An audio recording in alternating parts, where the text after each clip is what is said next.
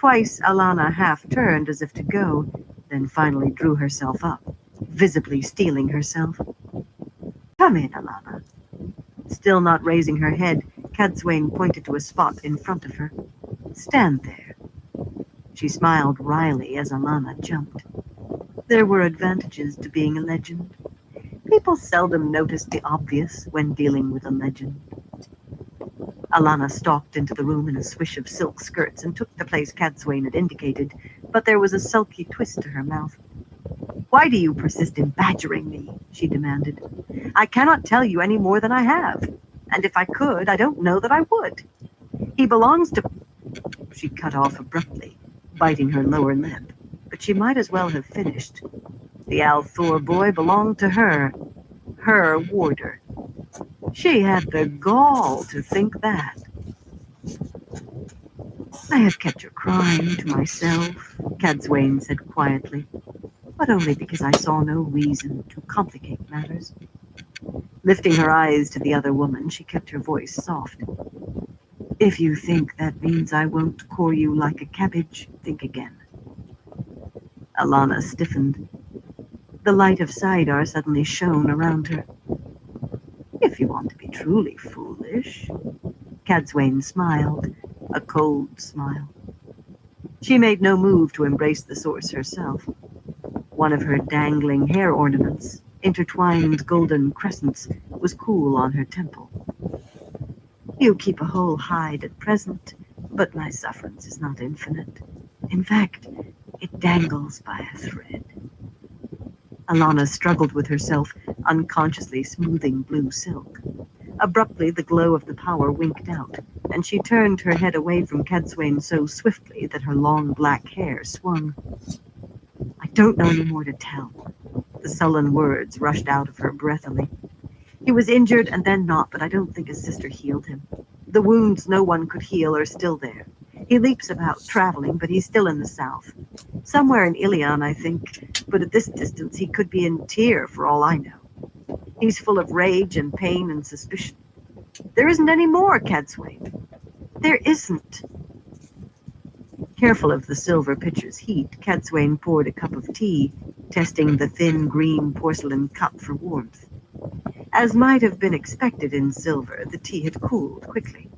Channeling briefly, she heated it again. The dark tea tasted too much of mint.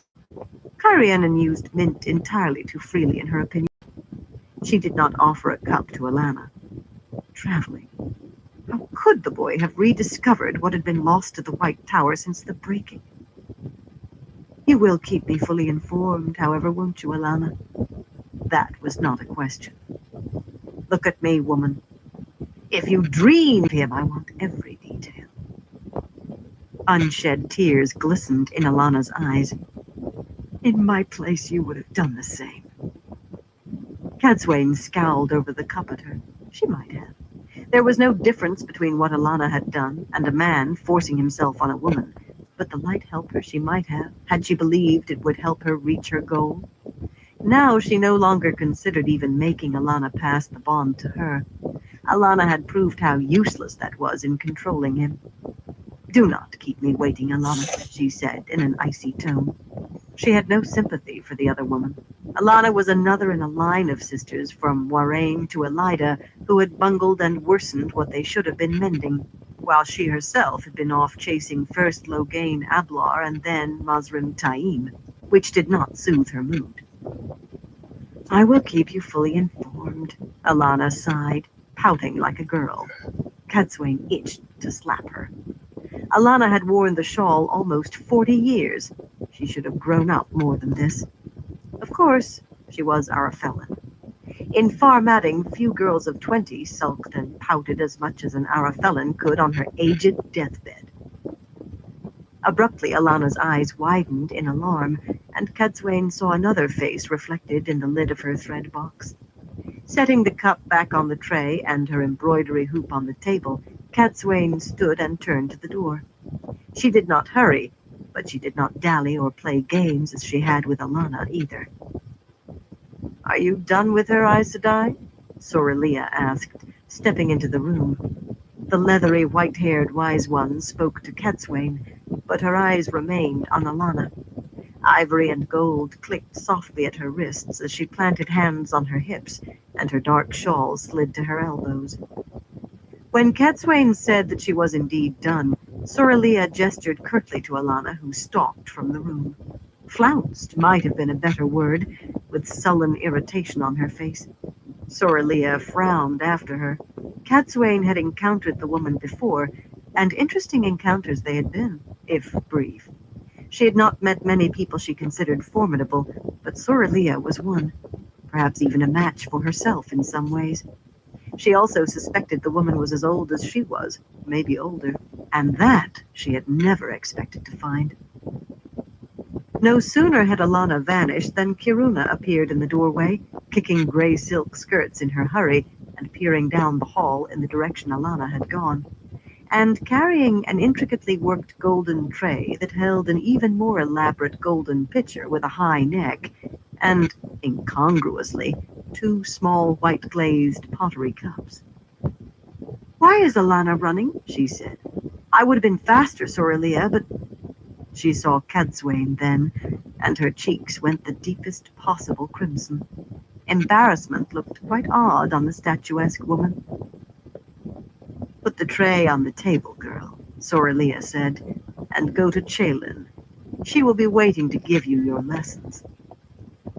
Stiffly, Kiruna set her burden down, avoiding Cadswain's eyes. As she turned to go, Soralia caught her chin in sinewy fingers. "You have begun to make a true effort, girl," the wise one told her firmly. "If you continue, you will do very well. Very well. Now go. Chelin is not as patient as I." Soralia waved toward the corridor, but Kiruna stood staring at her for a long moment, a strange expression on her face. If Catswain had had to make a wager, she would have called Kiruna pleased at the praise, and surprised at being pleased. The white-haired woman opened her mouth, and Kiruna gave herself a shake and hurried from the room. A remarkable show. "Do you really think she will learn your ways of weaving, Saidar?" Cadswain asked, hiding her incredulity. Kiruna and the others had told her of these lessons, but many of the Wise One's weaves were very different from those taught in the White Tower. The first way you learned the weave for a particular thing imprinted itself on you. Learning a second was all but impossible, and even when you could learn, the second learned weave almost never worked nearly as well. That was one reason some sisters did not welcome Wilders to the tower at any age. Too much might have been learned already and could not be unlearned. Soralia shrugged. Perhaps. Learning a second way is hard enough without all the hand-waving you Aes Sedai do. The main thing Kiruna Nachiman must learn is that she owns her pride. It does not own her. She will be a very strong woman once she learns that. Pulling a chair around to face the one Catswain had been sitting in, she eyed it doubtfully, then sat down. She appeared almost as stiff and uncomfortable as Kiruna had, but she motioned authoritatively for Cadswain to sit, a strong-willed woman used to command. Cadswain swallowed a rueful chuckle as she took her chair. It was well to be reminded that Wilders or not, the Wise Ones were far from ignorant savages. Of course they would know the difficulties.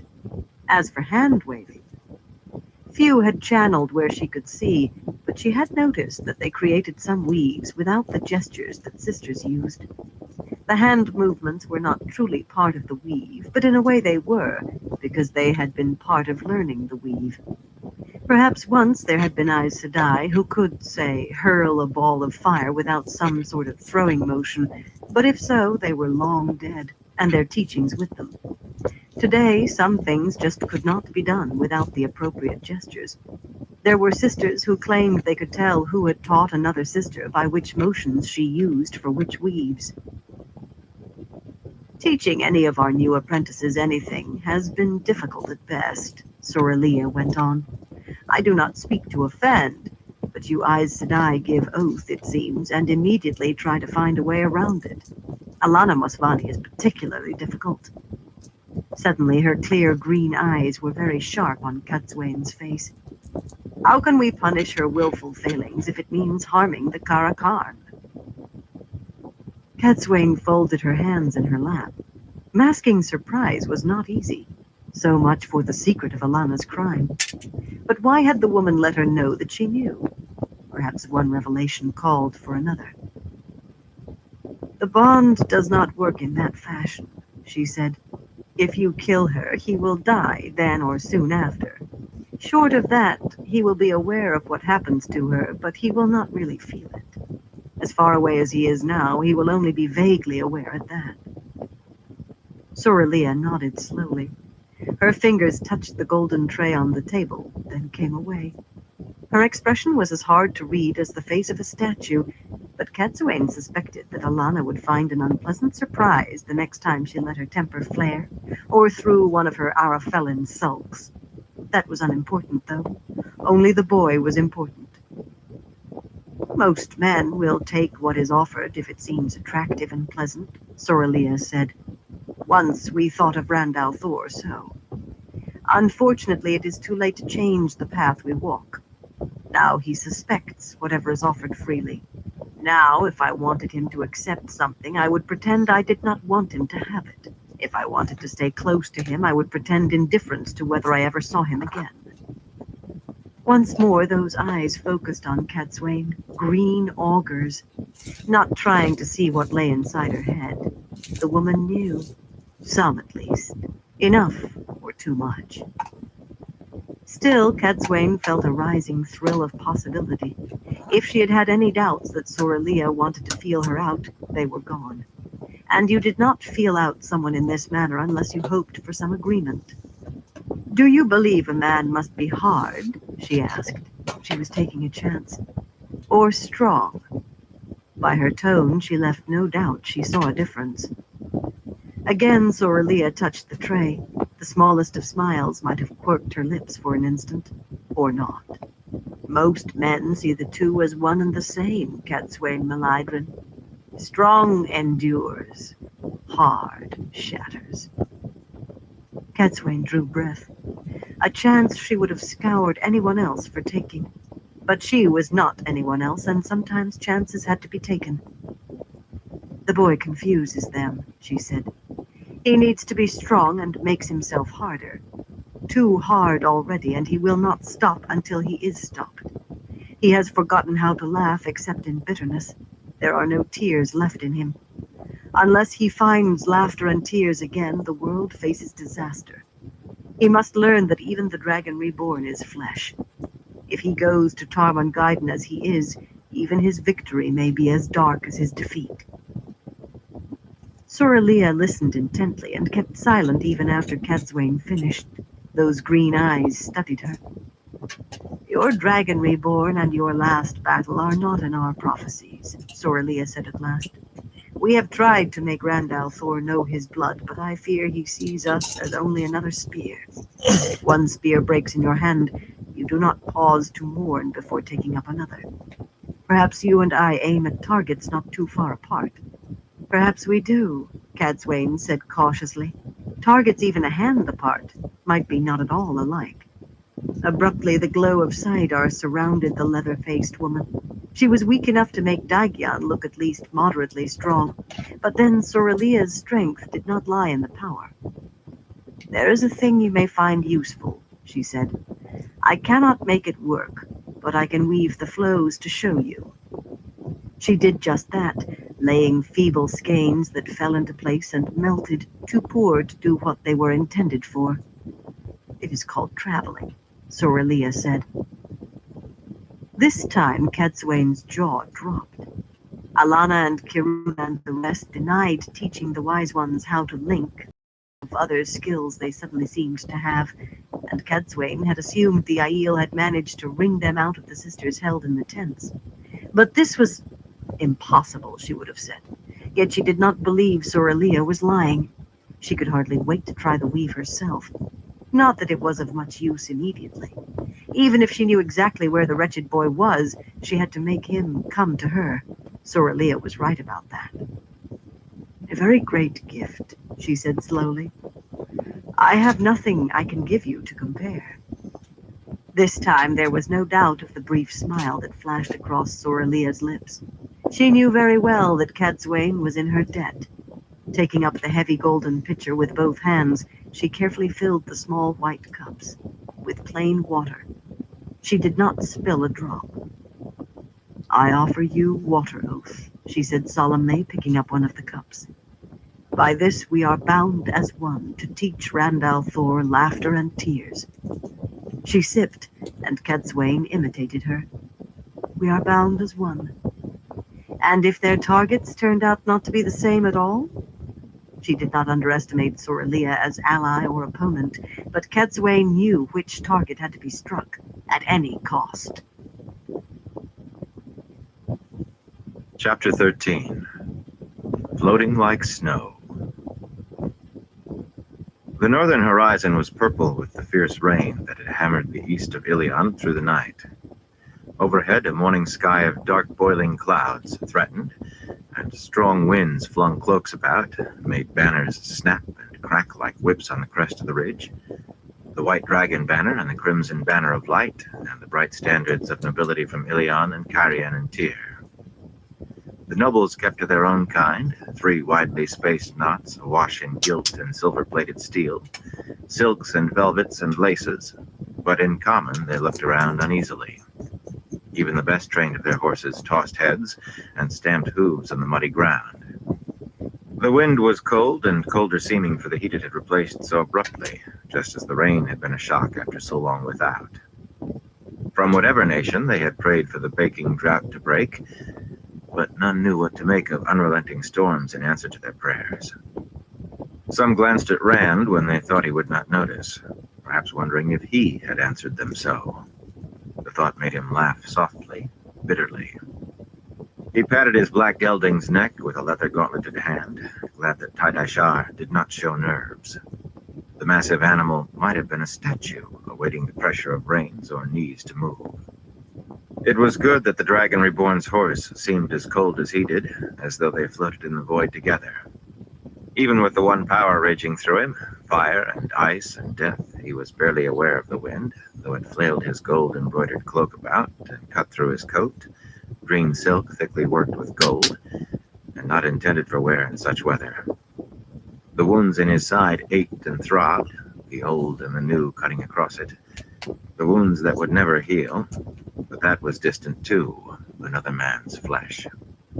The crown of swords might have been pricking someone else's temples with the sharp points of the tiny blades among its golden laurel leaves. Even the filth woven through Sayadine seemed less obtrusive than it once had. Still vile, still loathsome, but no longer worth notice. The noble's eyes on his back were palpable, though.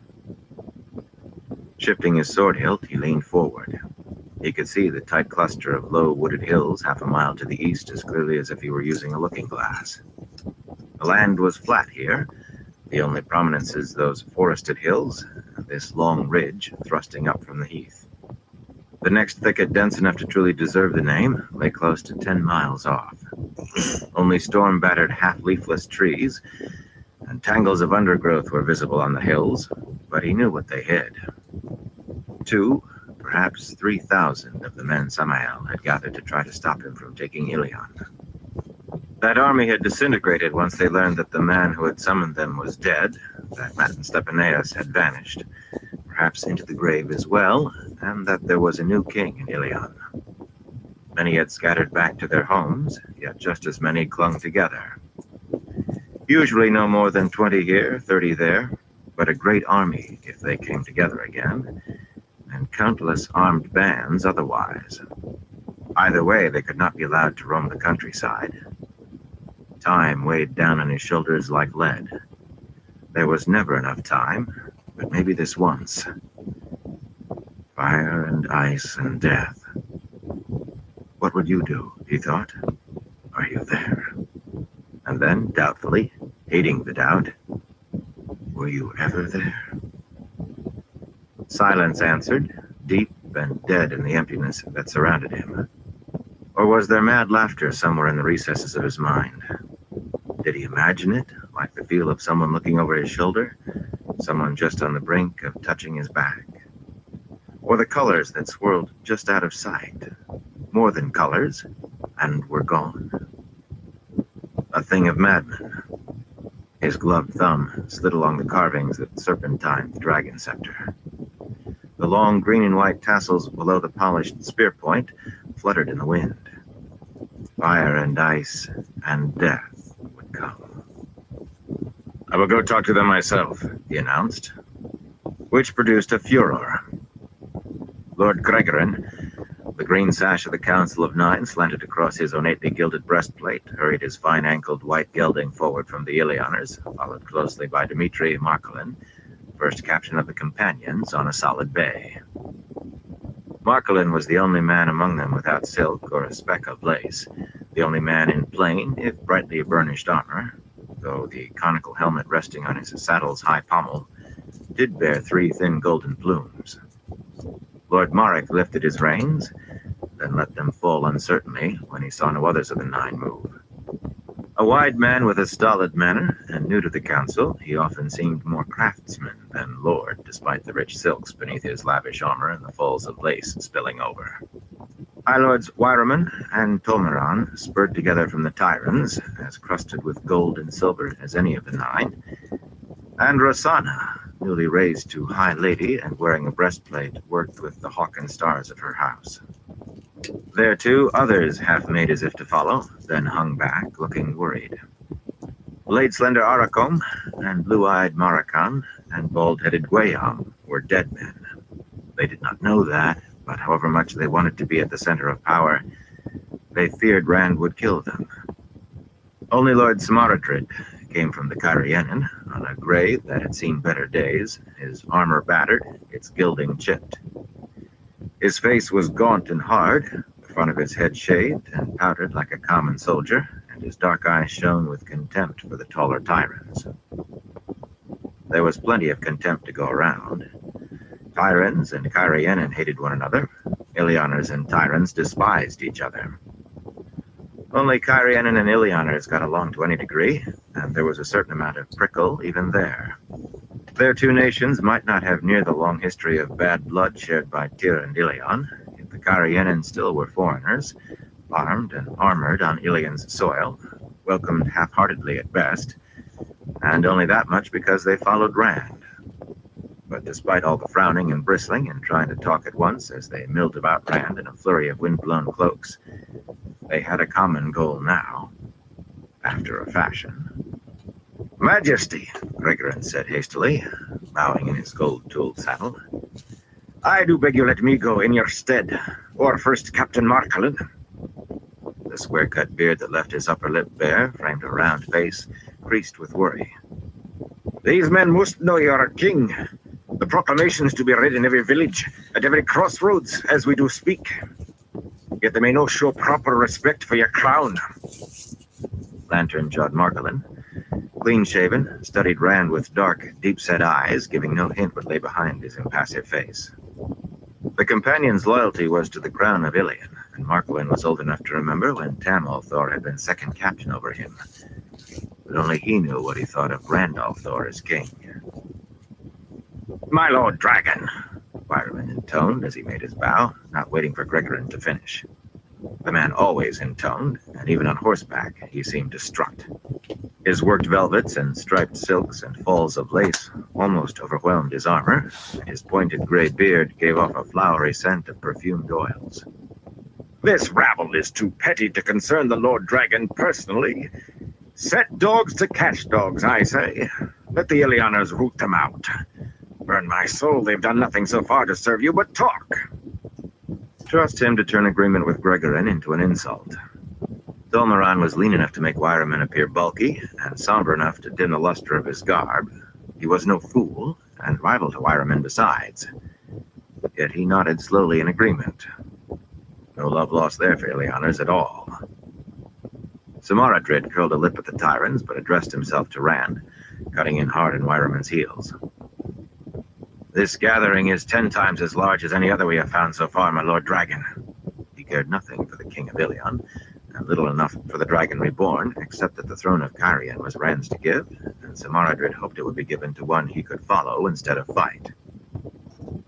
"Their loyalties must be to Brand, or so many would not have held together. I fear talking to them is a waste of time, but if you must talk, let me ring their position openly with steel so they know the price of putting a foot out of line.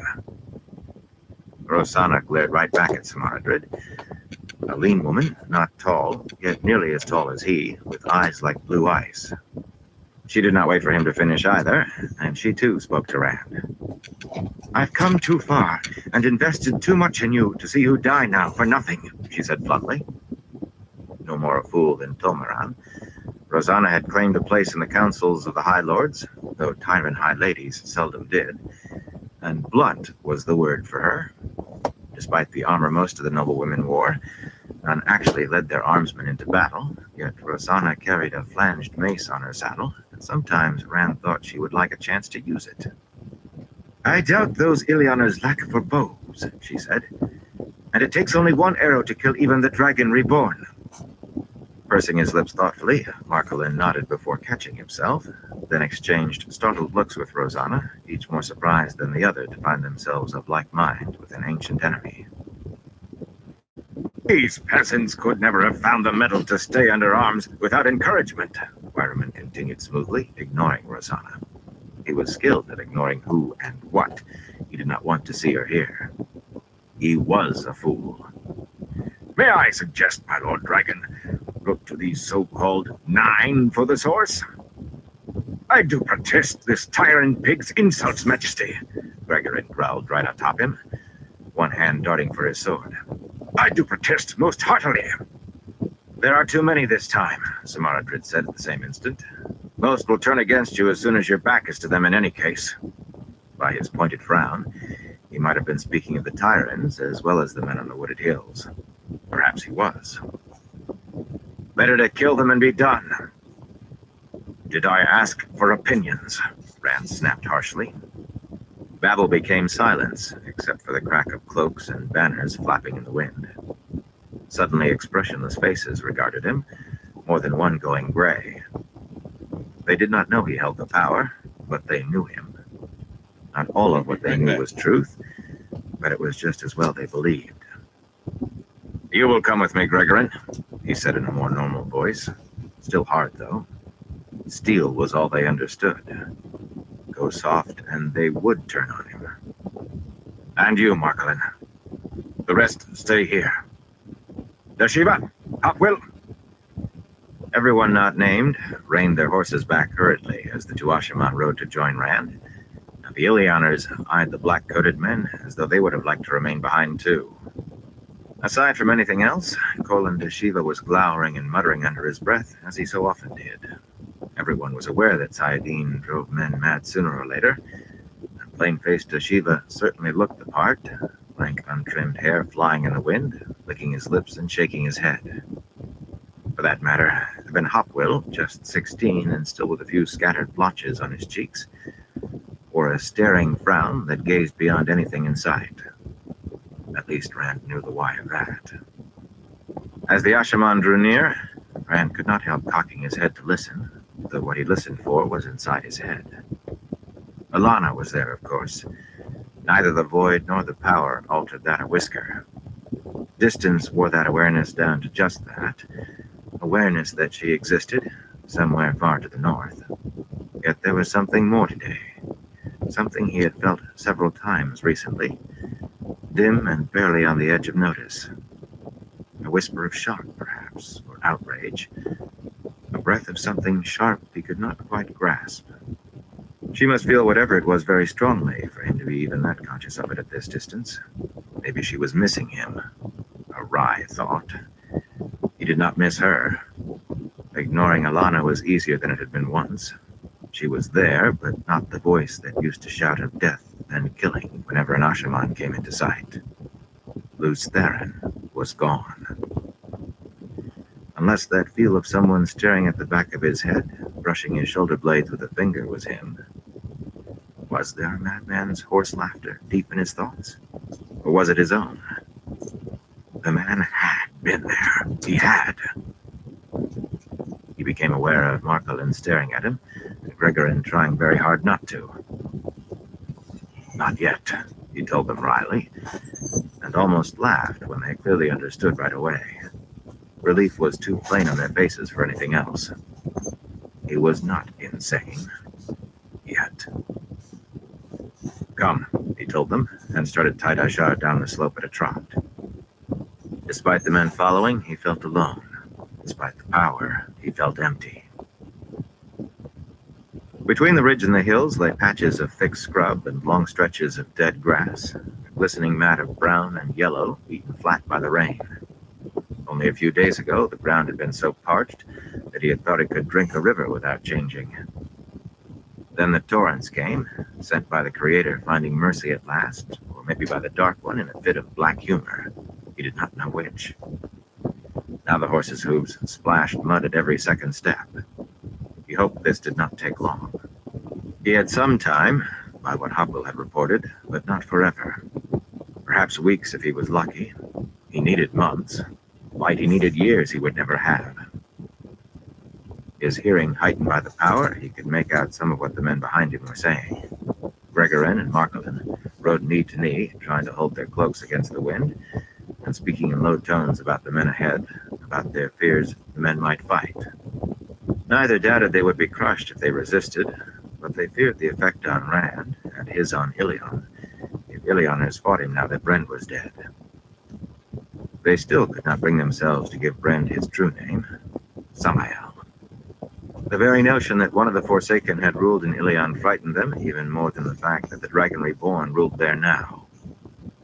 Dashiva, slumped in his gray's saddle like a man who had never seen a horse before, muttered angrily under his breath, in the old tongue, which he spoke and read as fluently as a scholar.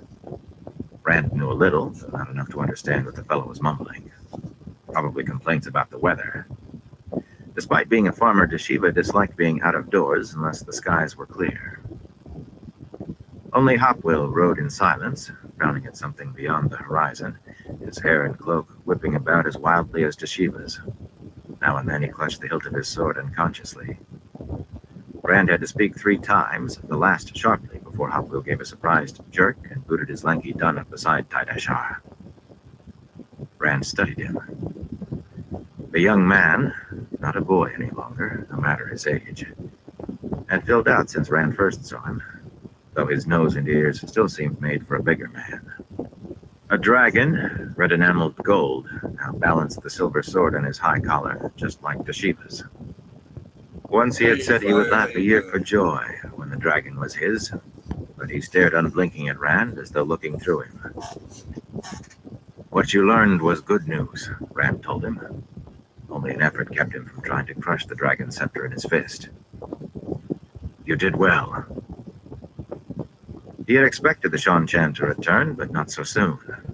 He had hoped not so soon.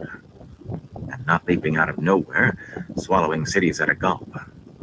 When he found out that merchants in Ilion had known for days before any of them thought to inform the Nine, the light forbid they should lose a chance at profit because too many knew too much. He had been within a hair of scouring the city to its foundations. But the news was good, or as good as it could be in the circumstances. Hopwell had traveled to Amador, to the countryside nearby, and the Shan-Chan appeared to be waiting, perhaps digesting what they had consumed.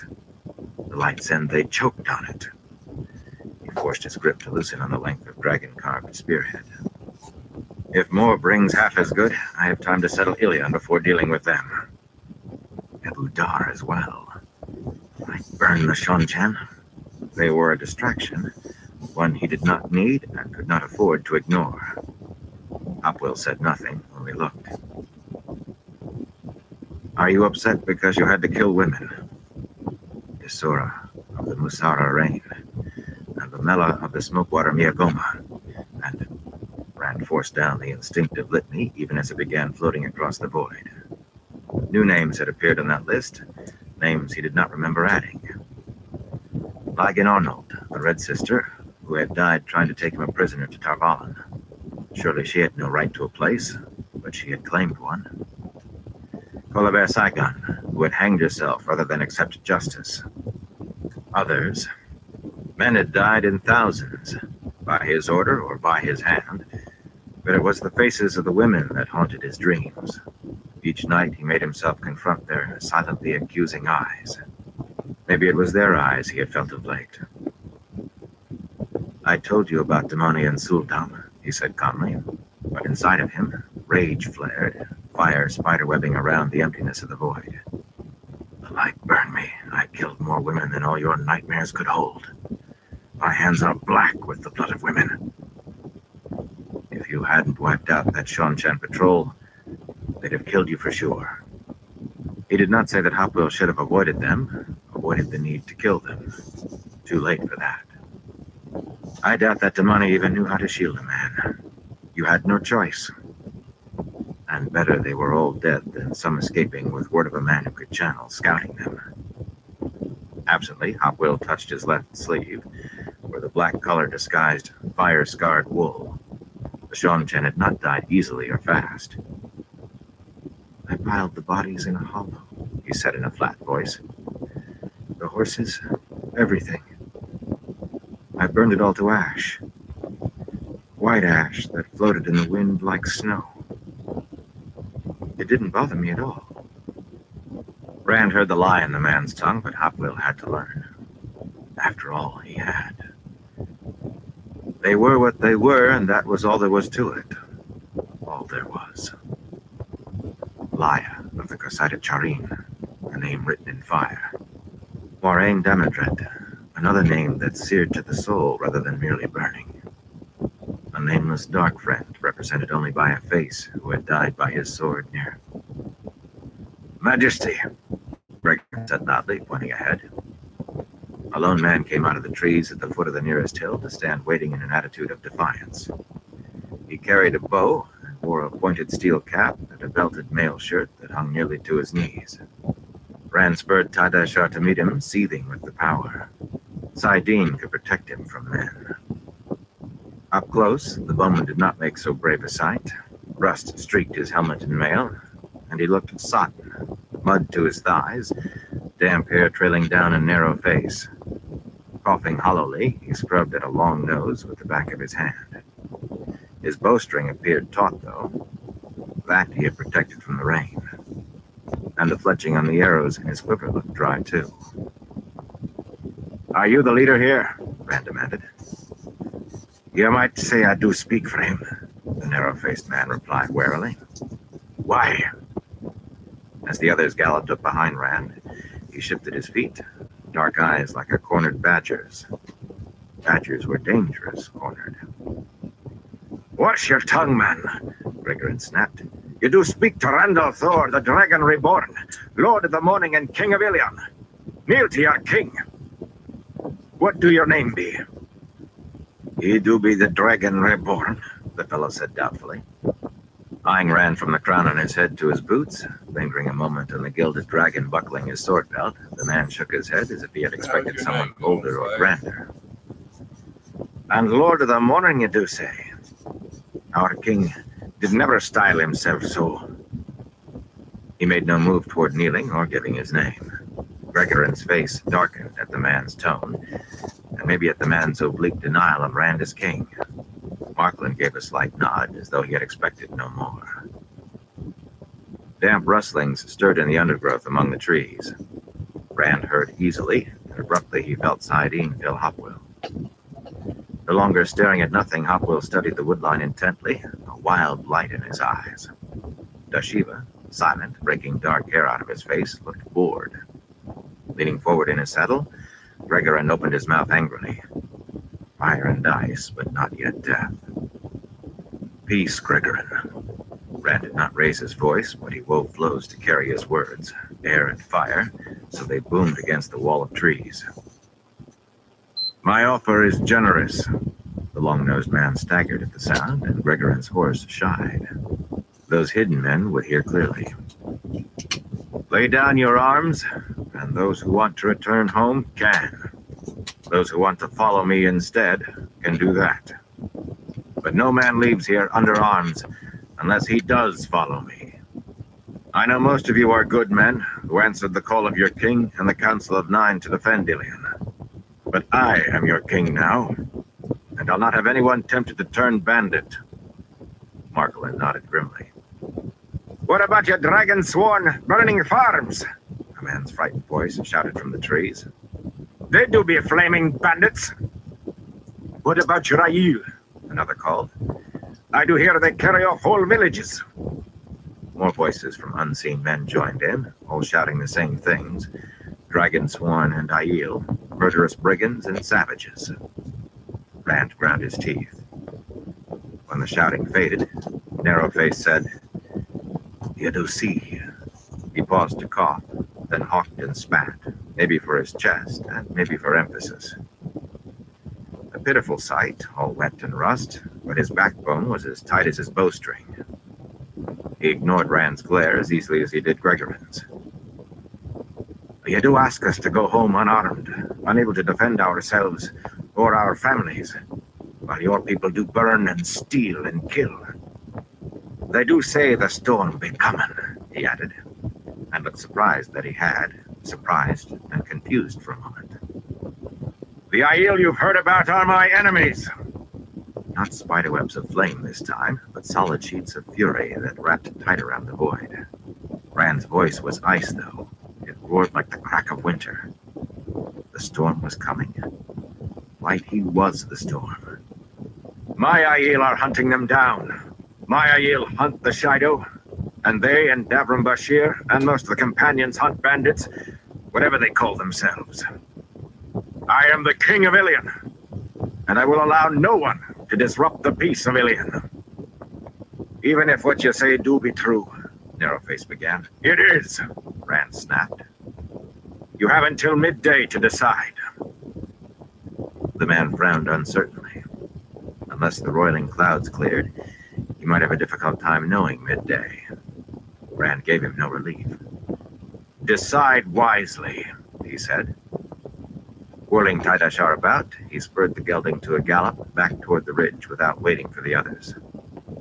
Reluctantly, he let go of the power, forced himself not to hang on like a man clutching salvation with his fingernails as life and filth drained from him together. For an instant, he saw double. The world seemed to tilt dizzily. That was a recent problem, and he worried it might be part of the sickness that killed men who channeled. The dizziness never lasted more than moments. It was the rest of letting go that he regretted. The world seemed to dull. No, it did dull, and became somehow less. Colors were washed out, the sky smaller, compared to what they had been before.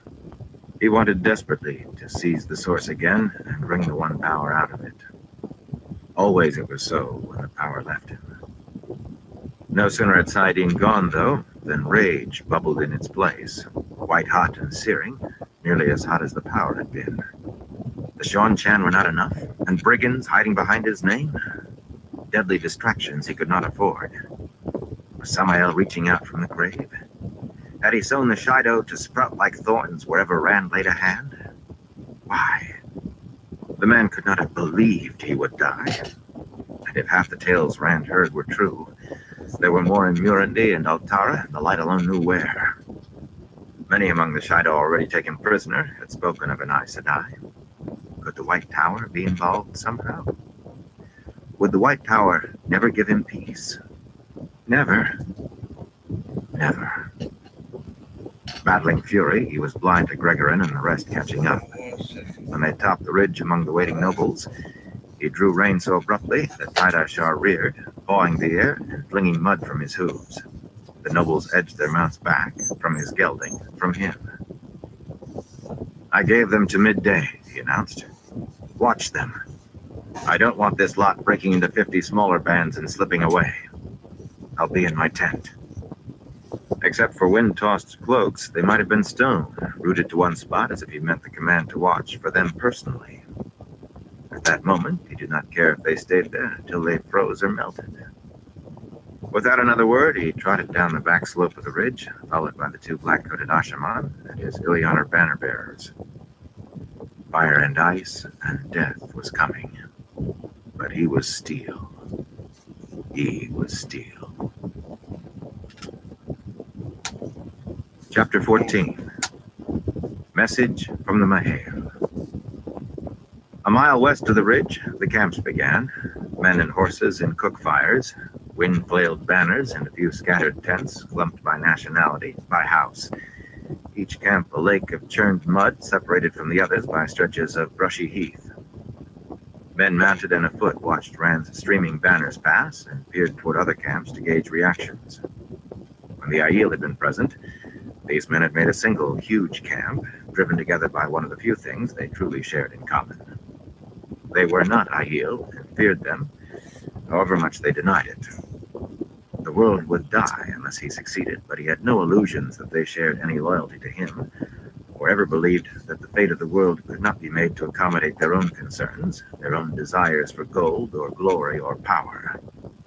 A handful did, perhaps, a bare handful, but for the most part they followed because they feared him far more than they did the Aiel. Maybe more than they did the Dark One, in whom some did not really believe, not in the depths of their hearts, not that he could and would touch the world harder than he had already. Rand stood before their faces, and they believed in that. He accepted it, now. He had too many battles ahead of him to waste effort on one he could not win. So long as they followed and obeyed, it had to be enough. The largest of the camps was his own, and here Ilianer companions in green coats with yellow cuffs rubbed shoulders with Tyrant defenders of the stone in pat-sleeved coats striped black and gold, and an equal number of Karianen drawn from 40-odd houses in dark colors, some with Khan stiff above their heads. They cooked at different fires, slept apart, picketed their horses apart, and eyed one another warily, but they mingled. The safety of the Dragon Reborn was their responsibility, and they took the job seriously. Any of them might betray him, but not while the others were there to watch.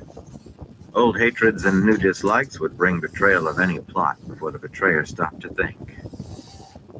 A ring of steel stood guard around Rand's tent, a huge peaked thing of green silk embroidered all over with bees and thread of gold. It had belonged to his predecessor, Matt Stepaneus, and had come with the crown, in a manner of speaking. Companions in burnished conical helmets stood side by side with defenders in helmets ridged and rimmed, and Karianen in bell-shaped helms, ignoring the wind, barred face guards hiding their features, halberds slanted precisely. No one moved a hair when Rand drew rein, but a bevy of servants came running to attend to him, and the Archman. A bony woman in the green and yellow vest of a groom from the royal palace in Ilion took his bridle, while his stirrup was held by a bulbous-nosed fellow in the black and gold livery of the Stone of Tyr. They tugged forelocks to him, and cast only one sharp look at one another. Marina Karavin, a stout, pale little woman in a dark dress, self-importantly offered him a silver tray of damp cloths from which steam rose. Karianen, she watched the other two, though more as if making sure they did their tasks properly than with the animosity for each other they barely hid. But with care, still. What worked with the soldiers worked with the servants as well. Drawing off his gauntlets, Rand waved away Borina's tray. Damer Flynn had risen from an ornately carved bench in front of the tent as Rand dismounted. Bald, except for a ragged white fringe, Flynn looked more a grandfather than an Ashaman. A leather-tough grandfather with a stiff leg who had seen more of the world than the farm. The sword at his hip looked as if it belonged, as well it should on a former soldier of the Queen's Guard. Rand trusted him more than most. Flynn had saved his life, after all. Flynn saluted, fist to chest, and when Rand acknowledged him with a nod, limped closer and waited until the grooms left with the horses before speaking in a low voice. Torvald's here, sent by the Mahale, he says. He wanted to wait in the council tent. I told Narishma to watch him. That had been Rand's command, though he was not sure why he had given it. No one who came from the Black Tower was to be left alone. Hesitating, Flynn fingered the dragon on his black collar. He wasn't happy to hear you had raised all of us. Wasn't he now? Rand said softly, tucking his gloves behind his sword belt. And because Flynn still looked uncertain, he added, You all earned it. He had been about to send one of the Ashaman to Taim, the leader, the Mahale, as the Ashaman all called him. But now Torvald could carry the message. In the council tent? Have refreshments sent, he told Flynn, then motioned Hopwell and Toshiba to follow. Flynn saluted again, but Rand was already striding away, black mud squelching around his boots. No cheers rose for him in the blustering wind. He could recall when there had been. If that was not one of Luce Theron's memories, if Luce Theron had ever been real. A flash of color just beyond the edge of sight, the feel of someone about to touch him from behind. With an effort, he focused himself. The council tent was a large, red-striped pavilion that had once sat on the plains of Moredo, now pitched in the middle of Rand's encampment, surrounded by 30 paces of bare ground. There were never guards here, unless Rand was meeting with the nobles. Anyone trying to slip in would have been seen instantly by 1,000 prying eyes. 3 banners on tall poles formed a triangle around the tent: the rising sun of Carrion, the 3 crescents of Tyr, and the golden bees of Ilion. And above the crimson roof, higher than the rest, stood the dragon banner and the banner of light. The wind made them all stand out, rippling and snapping, and the tent walls shivered in the gusts. Inside, colorful fringed carpets made a floor, and the only furniture was a huge table, thickly carved and gilded, inlaid with ivory and turquoise. A jumble of maps almost hid the tabletop. Torvald lifted his head from the maps, plainly ready to give the rough side of his tongue to whoever had barged in on him. Close to his middle years and tall beside anyone save Rand or Nihil, he stared coldly down a sharp nose that practically quivered with indignation. The dragon and the sword glistened on his coat collar in the light of the stand lamps. A silk coat, shining black, cut fine enough for a lord. His sword had silver mountings washed with gold, and a glittering red gem capped the hilt. Another gleamed darkly on a finger ring. You could not train men to be weapons without expecting a certain amount of arrogance, yet Rand did not like Torvald. But then he had no need of Luce Theron's voice to be suspicious of any man in a black coat. How far did he truly trust even Flynn? Yet he had to lead them. The Ashaman were his making, his responsibility. When Torvald saw Rand, he straightened casually and saluted, but his expression barely changed. He had had a sneering mouth the first time Rand ever saw him. "My lord dragon," he said in the accents of Terravon, and he might have been greeting an equal, or being gracious to an inferior. His swaggering bow took in Hoppel and Shiva as well. "I give congratulations on the conquest of Ilion. A great victory, yes? There would have been wine to greet you, but this young dedicated does not seem to understand orders." In the corner, silver bells on the ends of the 2 long dark braids made a faint sound as he shifted. He had tanned darkly in the southern sun, but some things about him had not changed. Older than Rand, his face made him seem younger than Hopwell, but the red that rose in his cheeks was anger, not embarrassment. His pride in the new-won sword on his collar was quiet, yet deep. Torvald smiled at him, a slow smile, both amused and dangerous. Shiva laughed, a short bark, and was still. "What are you doing here, Torvald?" Rand asked roughly. He tossed the dragon scepter and his gauntlets down atop the maps and followed them with his sword belt and scabbarded sword. The maps that Torvald had no reason to be studying. No need of Luce Theron's voice. With a shrug, Torvald produced a letter from his coat pocket and handed it to Rand. "The Mahale sent this." The paper was snowy white and thick, the seal a dragon impressed in a large oval of blue wax that glittered with golden flecks. It might almost have been thought to come from the dragon reborn.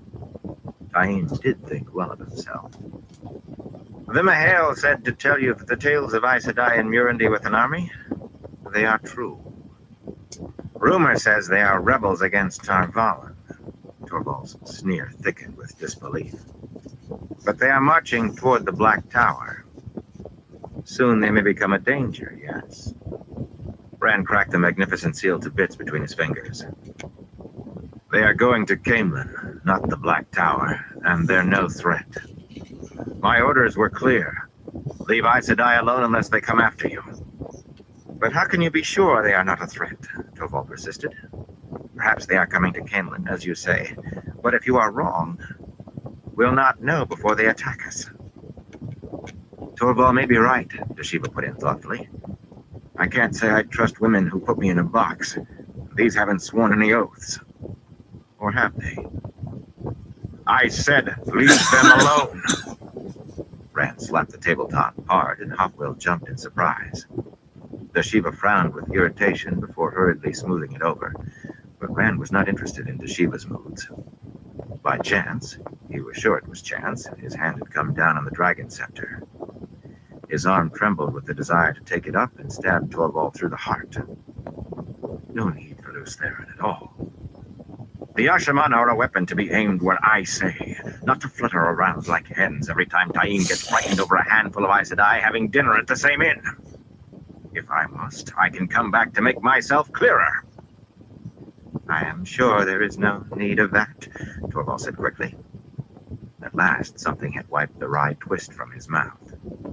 Eyes tight, he spread his hands, close to diffident, very nearly apologetic, and plainly frightened.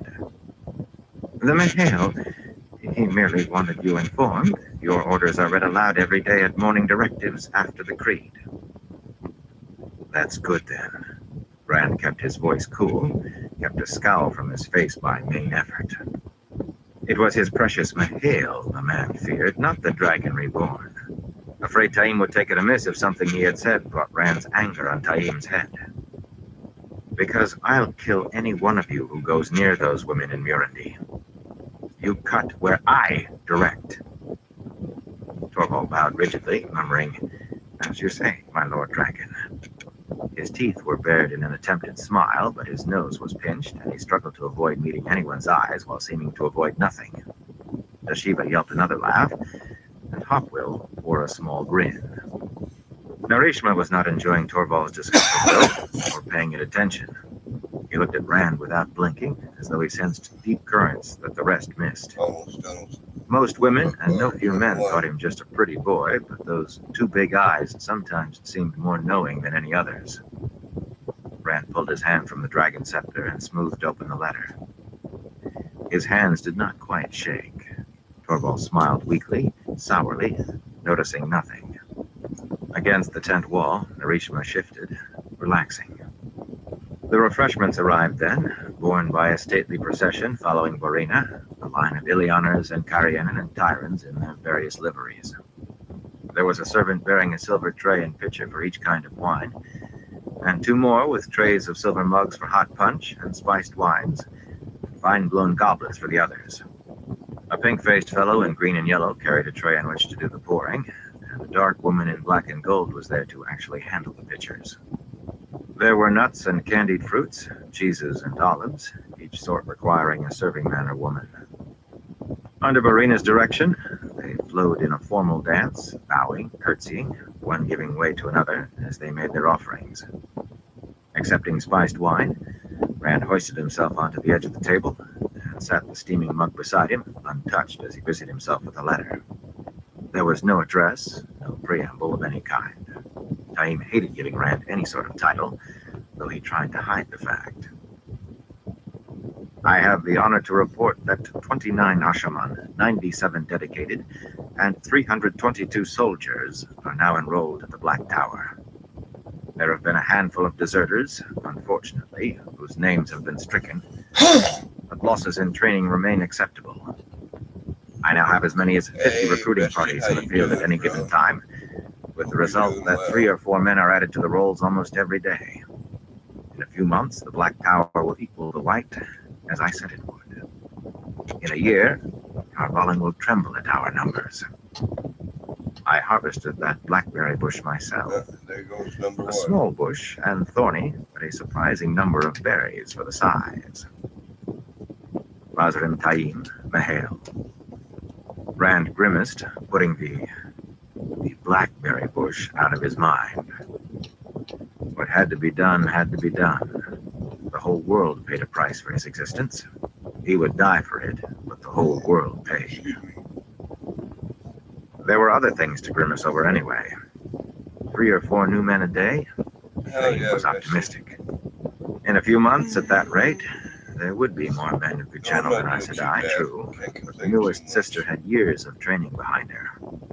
And part of that specifically taught how to deal with a man who could channel. He did not want to contemplate any encounter between Ashaman and Aes Sedai who knew what they were facing. Blood and regret could be the only outcome, whatever happened. The Ashaman were not aimed at the White Tower, though, no matter what Taim thought.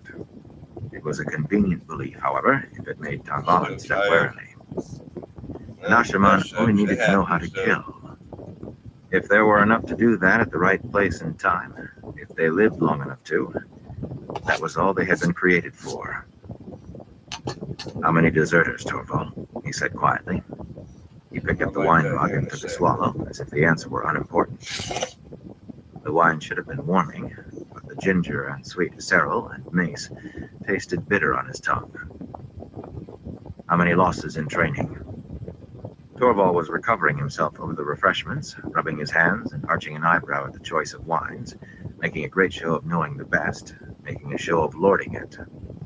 Toshiba had accepted the first offered and stood glowering into his twisted stem goblet as though it held swill. Pointing to one of the trays, Torvald cocked his head thoughtfully, but he had the words ready on his tongue. 19 deserters so far. The Mahale, he has ordered them killed whenever they are found, and their heads brought back for examples. Plucking a bit of glazed pear from the proffered tray, he popped it into his mouth and smiled brightly. 3 heads hang like fruit on the traitor's tree at this moment. Good, Rand said levelly. Men who ran now could not be trusted not to run later, when lives depended on them standing. These men could not be allowed to go their own. Those fellows back on the hills, if they escaped in a body, were less dangerous than one man trained in the Black Tower. The traitor's tree? Taim was a great one for naming things, but men needed the trappings, the symbols and the names, the black coats and the pins, to help hold them together, until it was time to die. The next time I visit the Black Tower, I want to see every deserter's head. A second piece of candied pear, halfway to Torvald's mouth, dropped from his fingers and streaked the front of his fine coat. It might interfere with recruiting, making that sort of effort, he said slowly. The deserters, they do not announce themselves. Rand held the other man's gaze until it fell. How many losses in training? He demanded. The sharp-nosed Ashaman hesitated. How many? Narishma leaned forward, staring intently at Torvald. So did Hopwell. The servants continued their smooth, silent dance, offering their trays to men who no longer saw them. Borina took advantage of Narishma's preoccupation to make sure his silver mug held more hot water than spiced wine. Torvald shrugged, too casually. 51, all told. 13 burned out, 28 dead where they stood. The rest, the Mahale, he adds something to their wine, and they do not wake. Abruptly, his tone turned malicious. It can come suddenly, at any time. One man began screaming that spiders were crawling beneath his skin on his second day. He smiled viciously at Narishma and Hopwell, and nearly so at Rand, but it was to the other two he addressed himself, swinging his head between them. You see, not to worry if you slide into madness. You'll not hurt yourselves or a soul. You go to sleep. Forever. Kinder than gentling, even if we know how. Kinder than leaving you insane and cut off, yes? Narishma stared back, taut as a harp string, his mug forgotten in his hand. Hopwell was once more frowning at something only he could see. Kinder, Rand said in a flat voice, setting the mug back beside him on the table. Something in the wine. My soul is black with blood, damned. It was not a hard thought, not biting or edged. A simple statement of fact. A mercy any man might wish for, Torvald. Torvald's cruel smile faded, and he stood breathing hard. The sums were easy. 1 man in 10 destroyed, 1 man in 50 mad, and more surely to come. Early days yet, and no way till the day you died to know you had beaten the odds. Except that the odds would beat you one way or another in the end. Whatever else, Torvald stood under that threat too. Abruptly, Rand became aware of Borina. It took a moment before he recognized the expression on her face, and when he did, he bit back cold words. How dare she feel pity? Did she think Tarmangaden could be won without blood? The prophecies of the dragon demanded blood like rain. Leave us, he told her, and she quietly gathered the servants. But she still carried compassion in her eyes as she herded them out. Casting around for a way to change the mood, Rand found nothing. Pity weakened as surely as fear, and they had to be strong. To face what they had to face, they all must be steel. His making, his responsibility. Lost in his own thoughts, Narishma peered into the steam rising from his wine, and Hopwell still tried to stare through the side of the tent. Torvald cast sideways glances at Rand and struggled to put the scornful twist back on his mouth. Dashiva alone appeared unaffected, with his arms folded, studying Torvald as a man might study a horse offered for sale. Into the painfully stretching silence burst a husky, wind-blown young man in black with the sword and dragon on his collar. Of an age with Hopwell, still not old enough to marry most places, Bedwin Moore wore intensity more closely than his shirt. He moved on his toes, and his eyes had the look of a hunting cat that knew itself hunted in turn. He had been different once, and not so long ago. The Shonchan will move from Ebudar soon, he said as he saluted. They mean to come against Ilion next.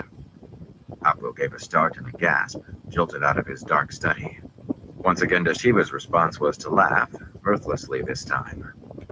Nodding, Rand took up the dragon scepter. After all, he carried it for remembrance. The Shonchan danced to their own tune, not the song he wished for. If Rand received the announcement in silence, Torvald did not. Finding his sneer, he raised a contemptuous eyebrow. Did they tell you all that now? He said mockingly. Or have you learned to read minds? Let me tell you something, boy. I have fought against Amadisians and Damani both. And no army takes a city, then packs itself up to march 1,000 miles. More than 1,000 miles. Or do you think they can travel? Moore met Torvald's derision calmly. Or if it unsettled him at all, the only sign he gave was running a thumb down his long sword hilt. I did talk to some of them. Most were terrabonners, and more landing by ship every day, or near enough. Shouldering past Torvald to the table, he favored the terrabonner with a level look. All stepping right quick, whenever anybody with a slurring way of speech opened a mouth. The elder man opened his, angrily, but the younger pressed on hurriedly to Rand. They're putting soldiers all along the Vanir Mountains. 500, sometimes 1,000 together, all the way to Aran Head already. And they're buying or taking every wagon and cart within 20 leagues of Ebudar, and the animals to draw them. Carts, Torvald exclaimed. Wagons. Is it that they mean to hold a market fair, do you think? And what fool would march an army through mountains when there are perfectly good roads?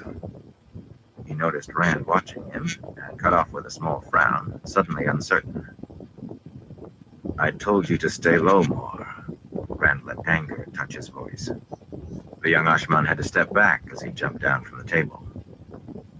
Not to go asking the Shonchan their plans. To look and stay low. I was careful. I didn't wear my pins.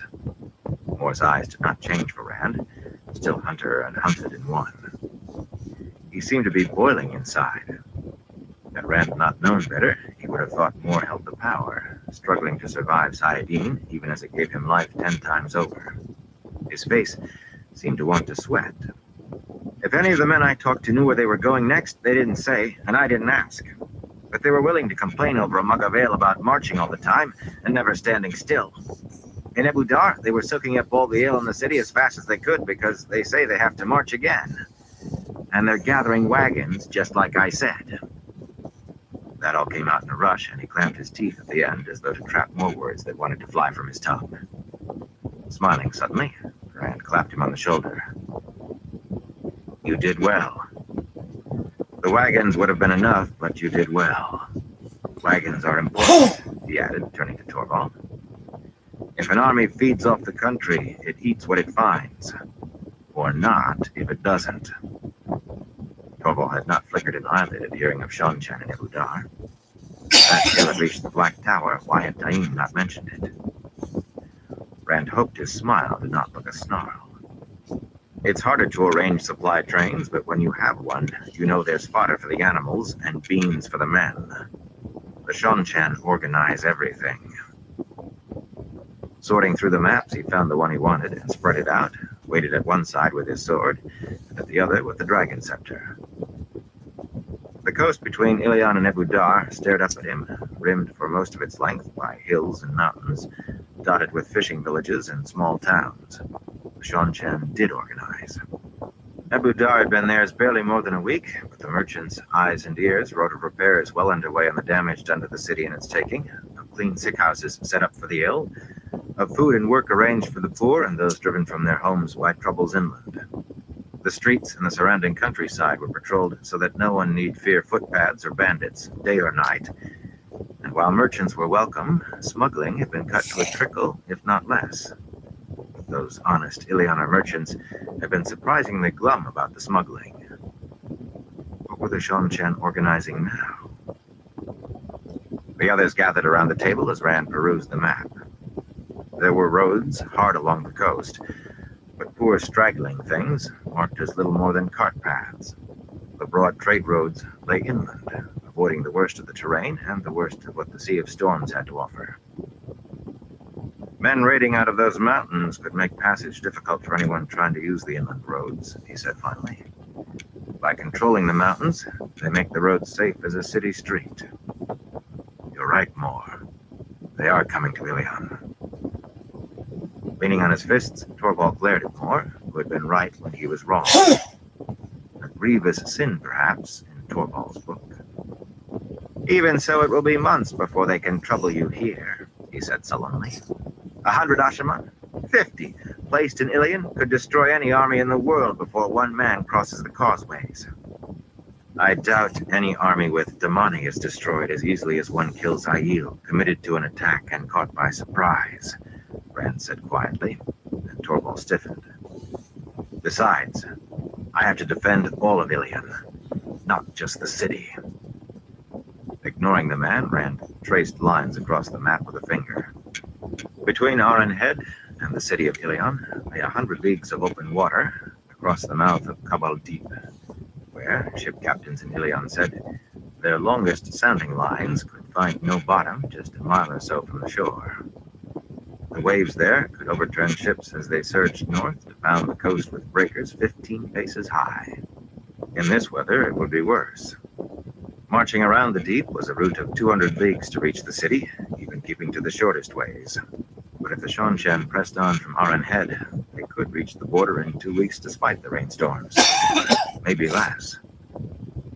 Better to fight where he chose, not where they did. His finger slid along the south coast of Altara, along the Venier Range, until the mountains dwindled to hills short of Abu Dar. 500 here, 1,000 there. A tantalizing string of beads dropped along the mountains. A sharp rap might roll them back to Abu Dar, might even pin them there, while they tried to figure out what he was up to. Or... There was something else, Moore said abruptly, rushing again. There was talk about some sort of Aes Sedai weapon. I found where it was used, a few miles from the city. The ground was all burned over, seared clean in the middle, a good 300 paces wide or more, and ruined orchards further. The sand was melted to sheets of glass. Saidin was worst there. Torvald waved a hand at him dismissively. There could have been Aes Sedai near when the city fell, yes? Or maybe the Shonchan themselves did it. One sister with an Angreal could... Rand cut in. What do you mean, Saidin was worst there? Dashiva moved, eyeing Moore oddly, reaching as though to seize the young man. Rand fended him off roughly. What do you mean, Moore? Moore stared, mouth shut tight, running his thumb up and down the length of his sword hilt. The heat inside of him seemed ready to burst. There really was sweat beading on his face now. Saidin was... strange, he said hoarsely.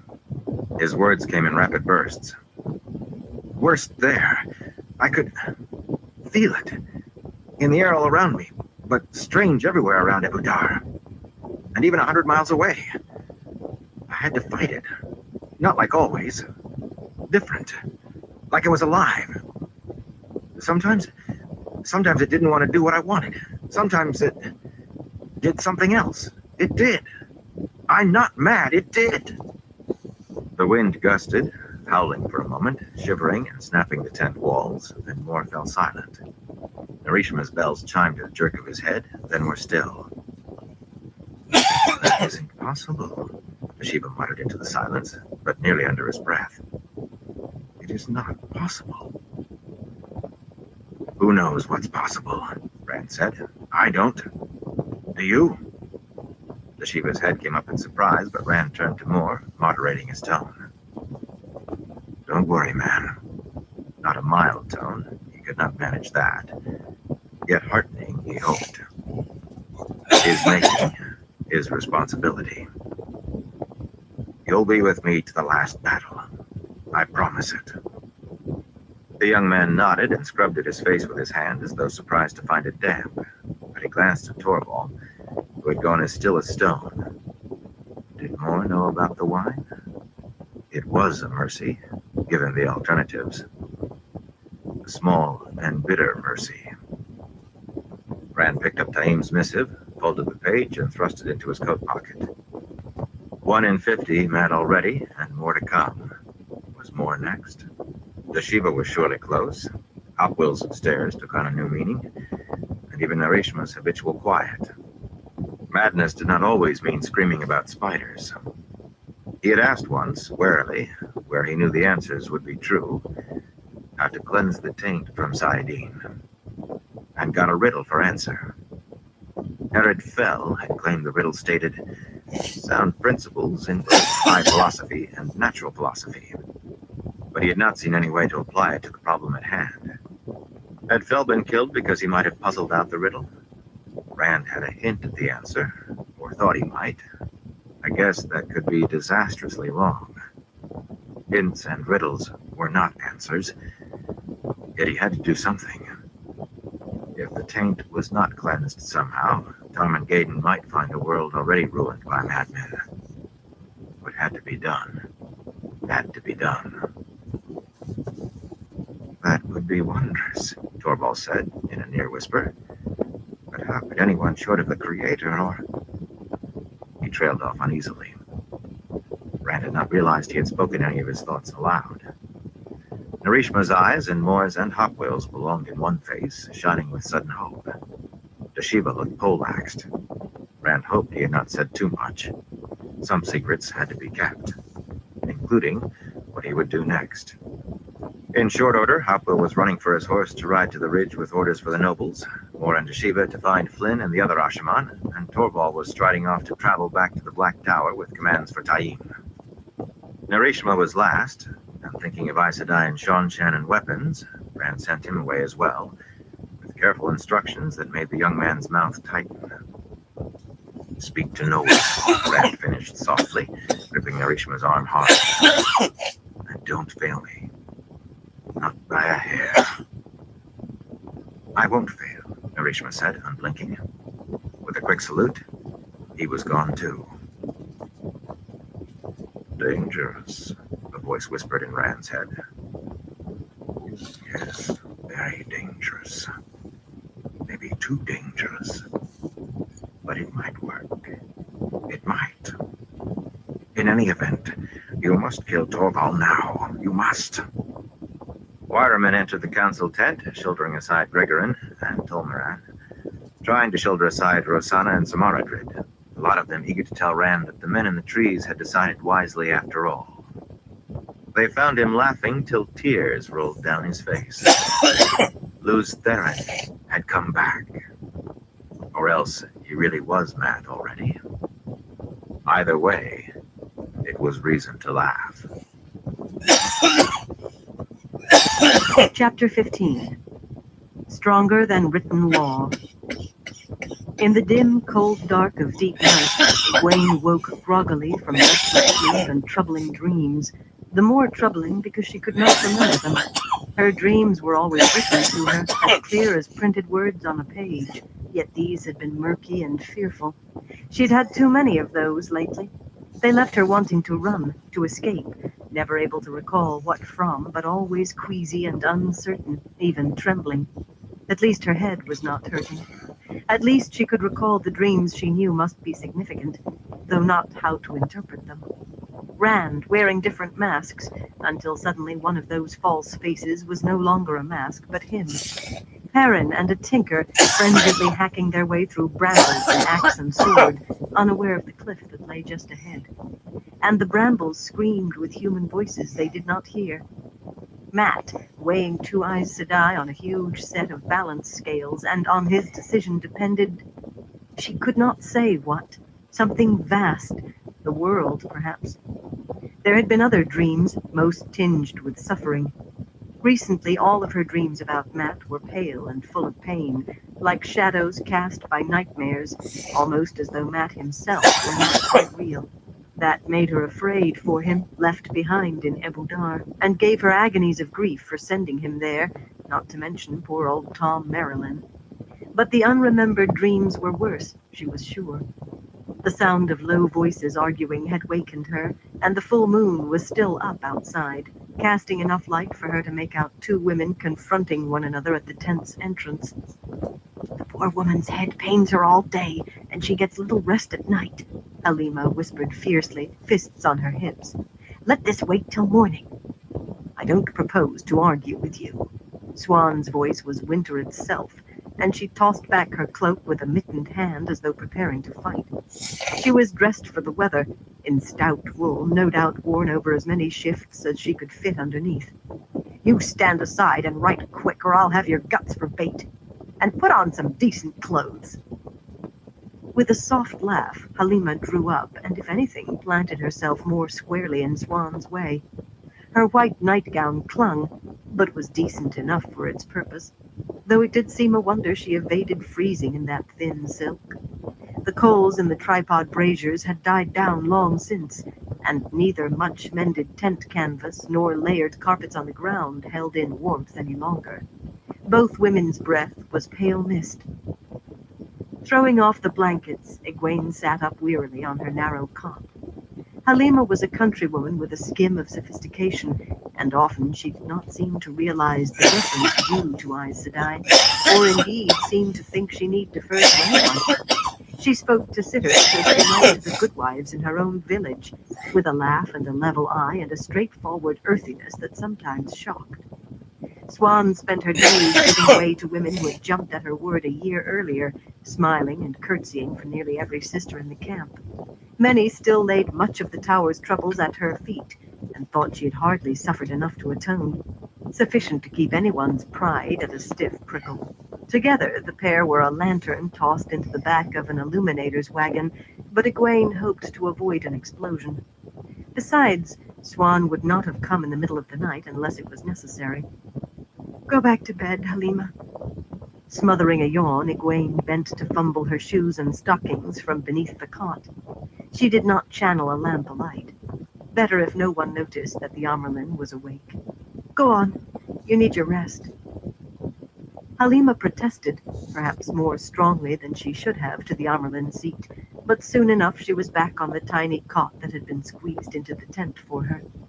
Very little room remained to move in, with a washstand, a stand mirror, and a real armchair, plus 4 large chests stacked atop one another. Those held the constant flow of clothes from sitters who had not yet realized that however young Egwene might be, she was not young enough to be dazzled or diverted by silks and laces. Halima lay curled up, watching in the darkness, while Egwene hastily dragged an ivory comb through her hair, donned stout mittens, and pulled a fox-lined cloak over her nightgown. A thick woolen nightgown, and she would not have minded thicker in this weather. Halima's eyes seemed to pick up the faint moonlight and shine darkly, unblinking. Egwene did not think the woman jealous of her place near the Amerlin seat, casual as it was, and the light knew she did not carry gossip. But Halima had an innocent curiosity about everything, whether or not it was any of her business. Reason enough to hear Swan out elsewhere. Everyone knew now that Swan had thrown in her lot with Egwene after a fashion, as they thought, sullenly and grudgingly. A figure of some amusement and occasional pity, Swan Sanche, reduced to attaching herself to the woman who held the title once hers, and that woman no more than a puppet once the hall finished fighting over who would pull her cord. Swan was human enough to harbor sparks of resentment, but so far they had managed to keep secret that her advice was far from grudging. So she endured pity and snickers as best she could, and everyone believed her as changed by her experiences as her face. That belief had to be maintained, or Romanda and Lilane, and very likely the rest of the hall too, would find ways to separate her, and her advice, from Egwene. The cold outside slapped Egwene in the face and flooded under her cloak. Her nightgown might as well have been Halima's for all the protection it offered. Despite stout leather and good wool, her feet felt as if they were bare. Tendrils of frosty air curled around her ears, mocking the thick fur lining her hood. Yearning for her bed as she was, ignoring the iciness took all the concentration she could muster. Clouds scudded across the sky, and moon shadows floated over the gleaming white that covered the ground, a smooth sheet broken by the dark mounds of tents and the taller shapes of canvas-topped wagons that now had long wooden runners in place of wheels. Many of the wagons were no longer parked apart from the tents, but left where they had been unloaded. No one had the heart to make the wagon drivers put out even that much extra effort at the end of the day. Nothing moved except those pale sliding shadows. The wide runnels that had been trampled through the camp for paths lay empty. The silence was crisp and so deep that she almost regretted breaking it. "What is it?" she asked softly, casting a wary glance at the small tent nearby shared by her maids, Chesa, Mary, and Selene. That was as still and dark as the others. Exhaustion made as thick a blanket over the camp as the snow. "Not another revelation like the kin, I hope." She clicked her tongue in vexation. She was spent, too, by long, freezing days in the saddle and not enough real sleep, or she would not have said that. "I'm sorry, Swan." "No need to apologize, Mother." Swan kept her voice down as well and glanced about to see whether anyone might be watching from the shadows besides. Neither wanted to find herself discussing the kin with the hall. "I know I should have told you beforehand, but it seemed a small thing.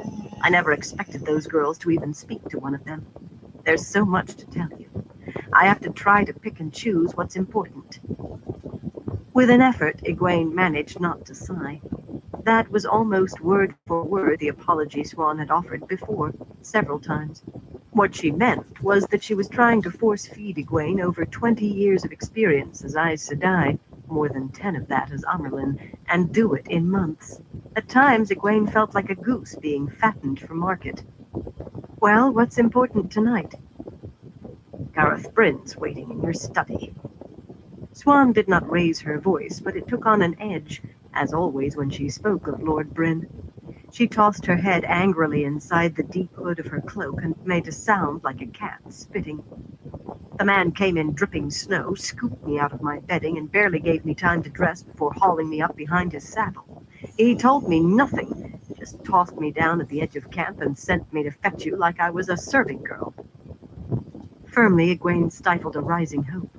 There had been too many disappointments, and whatever had brought Bryn in the middle of the night was much more likely to be a potential disaster than what she wished for. How far yet to the border with Andor? "Let's see what he wants." Starting off toward the tent everyone named the Amyrlin study, she held her cloak close. She did not shiver, but refusing to let heat or cold touch you did not make them go away.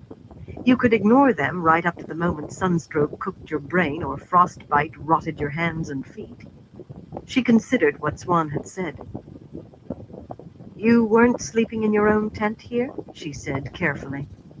The other woman's relation to Lord Bryn was that of a servant in a very peculiar way, but Egwene hoped Swan was not letting her stubborn pride lead her into letting him take advantage. She could not imagine it, of him or her. Yet not so long ago she could not have imagined Swan accepting any part of the situation. She still could not understand why. Snorting loudly, Swan kicked her skirts, and nearly fell as her shoes skidded. Snow, beaten down by countless feet, had quickly become a rough sheet of ice. Egwene was picking her own way, cautiously. Every day brought broken bones that travel-weary sisters had to heal. Half abandoning her cloak, she offered an arm as much for the support she might receive as give.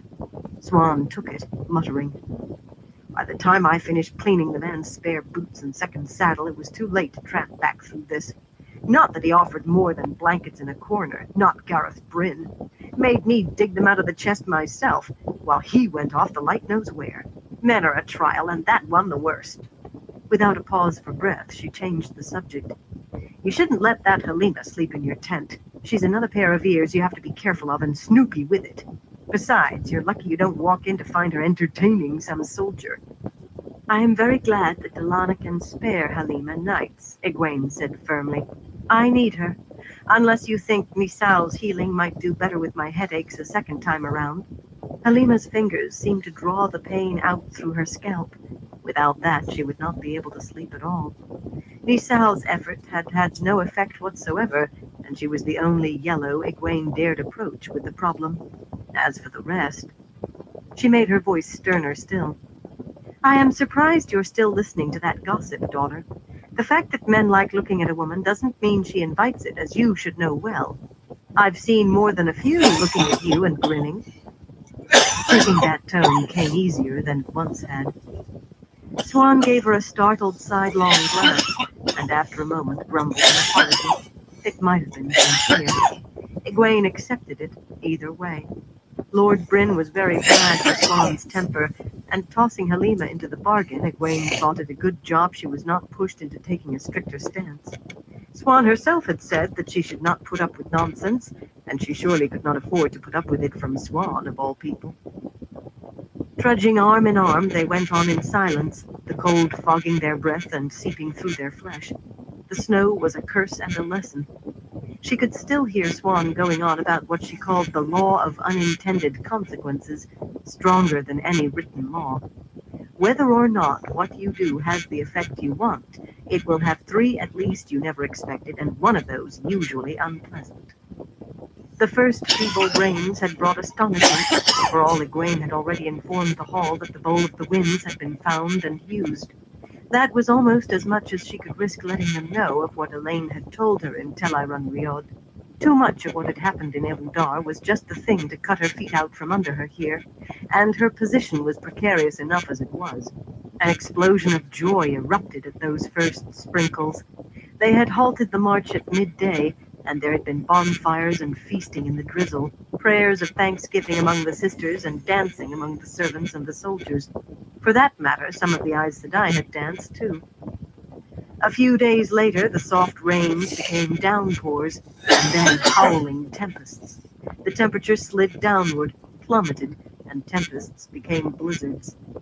Now, the distance once covered in a day, with Egwene gritting her teeth over how slowly they moved, took 5 when the sky held only clouds, and when the snows fell, they did not move at all. Easy enough to think of 3 unintended consequences or more, and the snow might well be the least unpleasant. As they approached the small patched tent called the Amerlin's study, a shadow moved beside one of the tall wagons, and Egwene's breath caught. The shadow became a figure who slipped back her hood enough to reveal Lyanna's face, then pulled back into darkness. She'll keep a watch and let us know if anybody comes, Swan said softly. Egwene muttered. The woman could have told her in advance. She had half been afraid it was Romanda or Lelaine. The Amerlin's study was dark, but Lord Bryn stood waiting patiently inside, wrapped in his cloak, a shadow among shadows.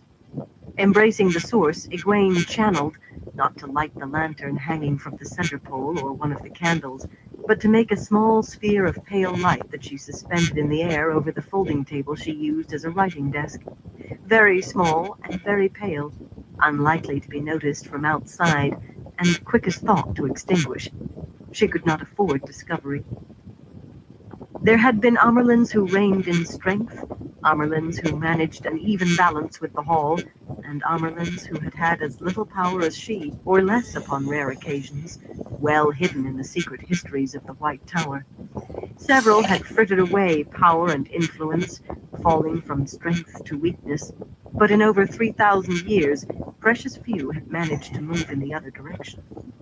Egwene very much wished she knew how Miriam Kopan and the rest of that bare handful had managed. If anyone had ever thought to write that down, the pages were long lost. Bowing respectfully, Bryn showed no surprise at her caution. He knew what she put at hazard, meeting him secretly. To a very large degree, she trusted this sturdy, heavily graying man with the bluff, weathered face, and not only because she had to. His cloak was thick red wool, lined with marten and bordered with the flame of Tarvalon, a gift from the hall.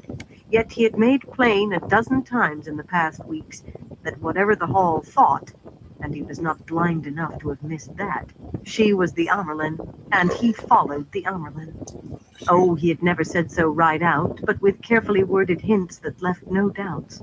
Expecting more would have been expecting too much. There were nearly as many undercurrents in the camp as there were Aes Sedai, some strong enough to pull him down. Several strong enough to mire her deeper than she was, if the Hall learned of this meeting. She trusted him further than anyone except Swan and Lyanna, or Elaine and Nynaeve. Maybe further than any of the sisters who had sworn fealty to her in secret, and she wished she had the courage to trust him more. The ball of white light cast weak, fitful shadows. "You have news, Lord Bryn?" she asked, stifling hope. She could think of a dozen possible messages that might bring him in the night, each with its own set of pitfalls and snares. Had Rand decided to add more crowns to that of Ilion? Or the Shan-Chan somehow captured still another city? Or the Band of the Red Hand suddenly moved on its own instead of shadowing the Aes Sedai? Or... "An army lies north of us, Mother," he replied calmly. His leather-gauntleted hands rested lightly atop his long sword hilt. An army to the north, a little more snow, all the same. "Andorans mainly, but with a goodly number of Mirandians. My deep scouts brought the news less than an hour ago. Pelivar leads, and Arathel is with him. The high seats of two of the strongest houses in Andor, and they've brought 20 more at least. They're pushing south hard, it seems. If you keep on as you are, which I advise against, we should meet head-on in 2 days. 3 at the outside." Egwene kept her face smooth, suppressing her relief. What she had been hoping for, waiting for, what she had begun to fear might never come. Surprisingly, it was Swan who gasped and clapped a mittened hand over her mouth too late. Bryn cocked an eyebrow at her, but she recovered quickly, putting on Aes Sedai serenity so thick you almost forgot her natural pace. "You have qualms at fighting your fellow Andorans?" she demanded. "Speak up, man, I'm not your washwoman here." Well, there was a small crack in that serenity. "As you command, Swan Sedai." Bryn's tone held no scrap of mockery, yet Swan's mouth began to tighten, her outward coolness evaporating fast. He made her a small bow, workmanlike but acceptable. "I will fight whoever the Mother wishes me to fight, of course." Even here, he would not be more forthcoming. Men learned caution around Aes Sedai. So did women. Egwene thought caution had become second skin for her. "And if we don't keep on?" she said. So much family, just her and Swan and sometimes Lyanna, and now she still had to feel out each step as carefully as on those icy paths outside. "If we stop here?" He did not hesitate. "If you have a way to bring them around without fighting, all well and good. But sometime tomorrow they'll reach an excellent position to defend. One flank held by the river Arman, the other by a large peat bog, and small streams in front to break up attacks. Pelivar will settle in there to wait. He knows the work. Arathel will have her part if there's talking, but she'll leave the pikes and swords to him. We can't reach it ahead of him, and anyway, the terrain is no use to us there, with him to the north. If you mean to fight, I advise making for that ridge we crossed 2 days back. We can reach it in good order ahead of them if we start at dawn, and Pelivar would think twice about coming at us there if he had 3 times the numbers he does." Wriggling near frozen toes inside her stockings, Egwene let out an annoyed sigh. There was a difference between not letting cold touch you and not feeling it. Picking her way carefully, not letting herself be distracted by the chill, she asked, "Will they talk, offered the chance?" "Probably, Mother. The Mirandians hardly count. They're just there for whatever advantage they can wring out of the situation, same as their countrymen under me. It's Pelivar and Arathel who matter. If I had to wager, I'd say they only mean to keep you out of Andor. He shook his head grimly. But they'll fight if they have to, if they must. Maybe even if it means facing Aes Sedai instead of just soldiers. I expect they've heard the same tales we have about that battle out east somewhere. Fish guts, Swan growled. So much for calm. Half-baked rumors and raw gossip are no proof there was any battle, you lummox. And if there was, sisters wouldn't have gotten themselves mixed up in it. The man truly was an occasion of sin for her. Strangely, Bryn smiled. He often did when Swan showed her temper. Anywhere else, on anyone else, Egwene would have called the smile fond. Better for us, if they believe, he told Swan mildly. Her face darkened so you might have thought he had sneered at her. Why did a normally sensible woman let Bryn get under her skin? Whatever the reason, Egwene had no time for it tonight. Swan, I see someone forgot to take away the mulled wine. It can't have soured in this weather. Warm it for us, please. She did not like setting the other woman down in front of Bryn, but she had to be reined in, and this seemed the gentlest way to do it. Really, they should not have left the silver pitcher on her table. Swan did not quite flinch, but from her stricken expression, quickly smoothed over, you would never have believed she washed the man's small clothes. Without comment, she channeled slightly to reheat the wine in the silver pitcher, quickly filled 2 clean worked silver cups, and handed the first to Egwene. She kept the second, staring at Lord Bryn as she sipped, and leaving him to pour for himself. Warming her mittened fingers on her own cup, Egwene felt a flash of irritation. Maybe it was part of Swan's long-delayed reaction to the death of her warder. She still became weepy for no visible reason now and then, though she tried to hide it. Egwene put the matter out of her head. Tonight, that was an anthill beside mountains. I want to avoid a battle if I can, Lord Bryn. The army is for Tar Valon, not fighting a war here. Send to arrange a meeting as soon as possible for the Amerlin seat with Lord Pelivar and Lady Arathel and anyone else you think should be present. Not here. Our ragged camp won't impress them very much. As soon as possible, mind.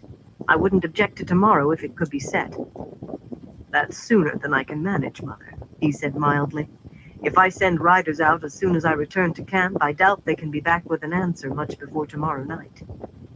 Then I suggest you return quickly. Light, but her hands and feet felt cold, and the pit of her stomach, too. But her voice kept its calm.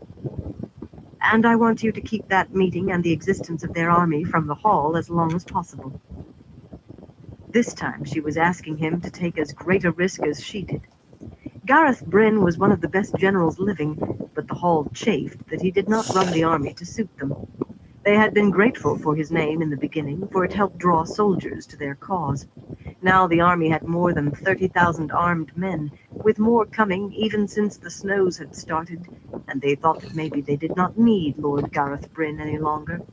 And, of course, there were those who believed they never had needed him. They would not simply send him away for this. If the hall chose to act, he might well go to the headsman for treason. He did not blink, and he did not ask questions. Perhaps he knew she would not give answers. Or maybe he thought he knew them. There isn't much traffic between my camp and yours, but too many men know already to keep a secret long. I will do what I can, though. As simple as that. The first step down a road that would see her on the Amerlin seat in Tar Valon, or else deliver her firmly into the grasp of the hall with nothing left to decide except whether it was Romanda or Lelaine who told her what to do. Somehow such a pivotal moment should have been accompanied by fanfares of trumpets, or at least thunder in the sky. It was always that way in stories. Egwene let the ball of light vanish, but as Bryn turned to leave, she caught his arm. It was like catching a thick tree branch through his coat. A thing I have been meaning to ask you, Lord Bryn. You can't want to take men worn down by marching right into a siege of Tar Valon. How long would you want to rest them before you began? For the first time he paused, and she wished she still had the light to see his face. She thought he frowned. Even leaving people in the pay of the tower out of it, he said at last, slowly. News of an army flies as fast as a falcon. Elida will know to the day when we'll arrive, and she won't give us an hour. You know she's increasing the tower guard? To 50,000 men, apparently. But a month, if I could, to rest and recover. 10 days would do, but a month would be better. She nodded, releasing him. That casual question about the tower guard hurt. He was aware that the hall and the Ajas told her what they wanted her to know, and no more. I suppose you're right, she said evenly. There'll be no time for rest once we reach Tarvalon. Send your fastest riders. There won't be any difficulty, will there? Helivar and Arthel will hear them out. She did not feign the touch of anxiety. More than her plans might be ruined if they had to fight now. Bryn's tone did not alter a whit that she could tell, but somehow he sounded soothing. So long as there is light enough for them to see the white feathers, they'll recognize a truce and listen. I'd better go, Mother. It's a long way and hard riding, even for men with extra horses. As soon as the tent flap fell behind him, Egwene let out a long breath. Her shoulders were tight, and she expected her head to start aching any moment. Bryn usually made her feel relaxed, absorbing his sureness. Tonight she had had to manipulate him, and she thought he knew it. He was very observant for a man. But too much was at stake to trust him more until he made an open declaration. Maybe an oath like the one Mirella and the others had given. Bryn followed the Amerlin, and the army followed Bryn. If he thought she was going to throw men away uselessly, a few words from him could hand her to the hall trussed like a pig on a platter. She drank deeply, feeling the warmth of the spiced wine spread through her. Better for us if they believed, she muttered. I wish there was something for them to believe. If I do nothing else, Swan, I hope at least I can free us from the 3 oaths. No, Swan barked. She sounded scandalized. Even trying could be disastrous, and if you succeeded, the light help us, if you succeeded, you would destroy the White Tower. What are you talking about? I try to follow the oaths, Swan, since we're stuck with them for now, but the oaths won't help us against the Shanshan. If sisters have to be in danger of their lives before they can fight back, it's only a matter of time before we are all dead or collared. For a moment she could feel the idam around her throat again, turning her into a dog on a leash, a well-trained and obedient dog. She was glad of the darkness now, hiding her trembles. Shadows obscured Swan's face, save for a soundlessly working jaw. Don't you look at me like that, Swan. It was easier to be angry than afraid. Easy to mask fear in anger. She would never be collared like that again. You've taken every advantage since you were freed from the oaths. If you hadn't lied in your teeth, we'd all be in Salidar without an army, sitting on our hands and waiting for a miracle. Well, you would be. They'd never have summoned me to be Amerlin without your lie about Logain and the Reds. Elida would reign supreme, and in a year nobody would remember how she usurped the Amerlin seat. She'd destroy the tower for sure. You know she'd mishandle everything about Rand. I would not be surprised if she had tried to kidnap him by now, except that she's concerned with us. Well, maybe not kidnap, but she'd have done something. Likely Aes Sedai would be fighting Ashaman today, and never mind Tarmangaiden waiting over the horizon. I have lied when it seemed necessary, Swan breathed, when it seemed expedient. Her shoulders hunched, and she sounded as though she were confessing crimes she did not want to admit to herself. Sometimes I think it's become too easy for me to decide that it's necessary and expedient. I've lied to almost everyone, except you. But don't think it hasn't occurred to me to nudge you toward a decision or away from one. It wasn't wanting to keep your trust that stopped me.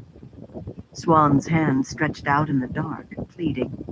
The light knows what your trust and friendship mean to me, but it wasn't that. It wasn't knowing that you'd have the hide off me in strips or send me away if you found out. I realized that I had to hold on to the oaths with somebody, or I'd lose myself completely. So I don't lie to you or to Gareth Bryn, whatever it costs. And as soon as I can, Mother, I will swear the 3 oaths on the oath rod again. Why? Egwene asked quietly. Swan had considered lying to her. She would have had her hide for that. But her anger was gone. I don't condone lying, Swan. Not normally. It's just that sometimes it really is necessary. Her time with the Aiel flashed through her mind. So long as you're willing to pay for it anyway. I've seen sisters take on penance for smaller things. You are one of the first of a new sort of Aes Sedai, Swan, free and unbound. I believe you when you say you won't lie to me. Or to Lord Bryn. Odd, that. Why give up your freedom? Give up? Swan laughed. I'll be giving up nothing. Her back straightened, and her voice began to gain strength and then passion. The oaths are what make us more than simply a group of women meddling in the affairs of the world, or 7 groups, or 50. The oaths hold us together, a stated set of beliefs that bind us all, a single thread running through every sister, living or dead, back to the first to lay her hands on the oath rod. They are what make us Aes Sedai, not Saidar. Any wilder can channel. Men may look at what we say from 6 sides, but when a sister says, "This is so," they know it's true and they trust. Because of the oaths. Because of the oaths, no queen fears that sisters will lay waste to her cities. The worst villain knows he's safe in his life with the sister unless he tries to harm her. Oh, the White Cloaks call them lies, and some people have strange ideas about what the oaths entail, but there are very few places an Aes Sedai cannot go and be listened to because of the oaths. The 3 oaths are what it is to be Aes Sedai, the heart of being Aes Sedai. Throw that on the rubbish heap and we'll be sand washing away in the tide. Give up?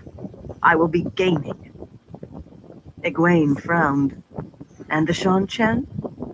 What it was to be Aes Sedai. Almost from the day she first arrived in Tar Valon, she had worked to be Aes Sedai, but she had never really thought about what it was that made a woman Aes Sedai. Once more, Swan laughed, though this time it was a touch wry and weary. She shook her head, and darkness or no, looked tired. I don't know, Mother. The light help me, I don't. But we survived the Trolloc Wars, and White Cloaks, and Arthur Hawkwing, and everything in between. We can find a way to deal with these Shan-Chan, without destroying ourselves. Egwene was not so sure. Many of the sisters in camp thought the Shan-Chan were such a danger that besieging Elida should wait, as if waiting would not cement Elida on the Amerlin seat. Many others seemed to think that simply uniting the White Tower again at whatever price would make the Shan-Chan vanish. Survival lost some of its attraction if it was survival on a leash, and Elida's would not be much less confining than the Shan-Chan's. What it was to be Aes Sedai.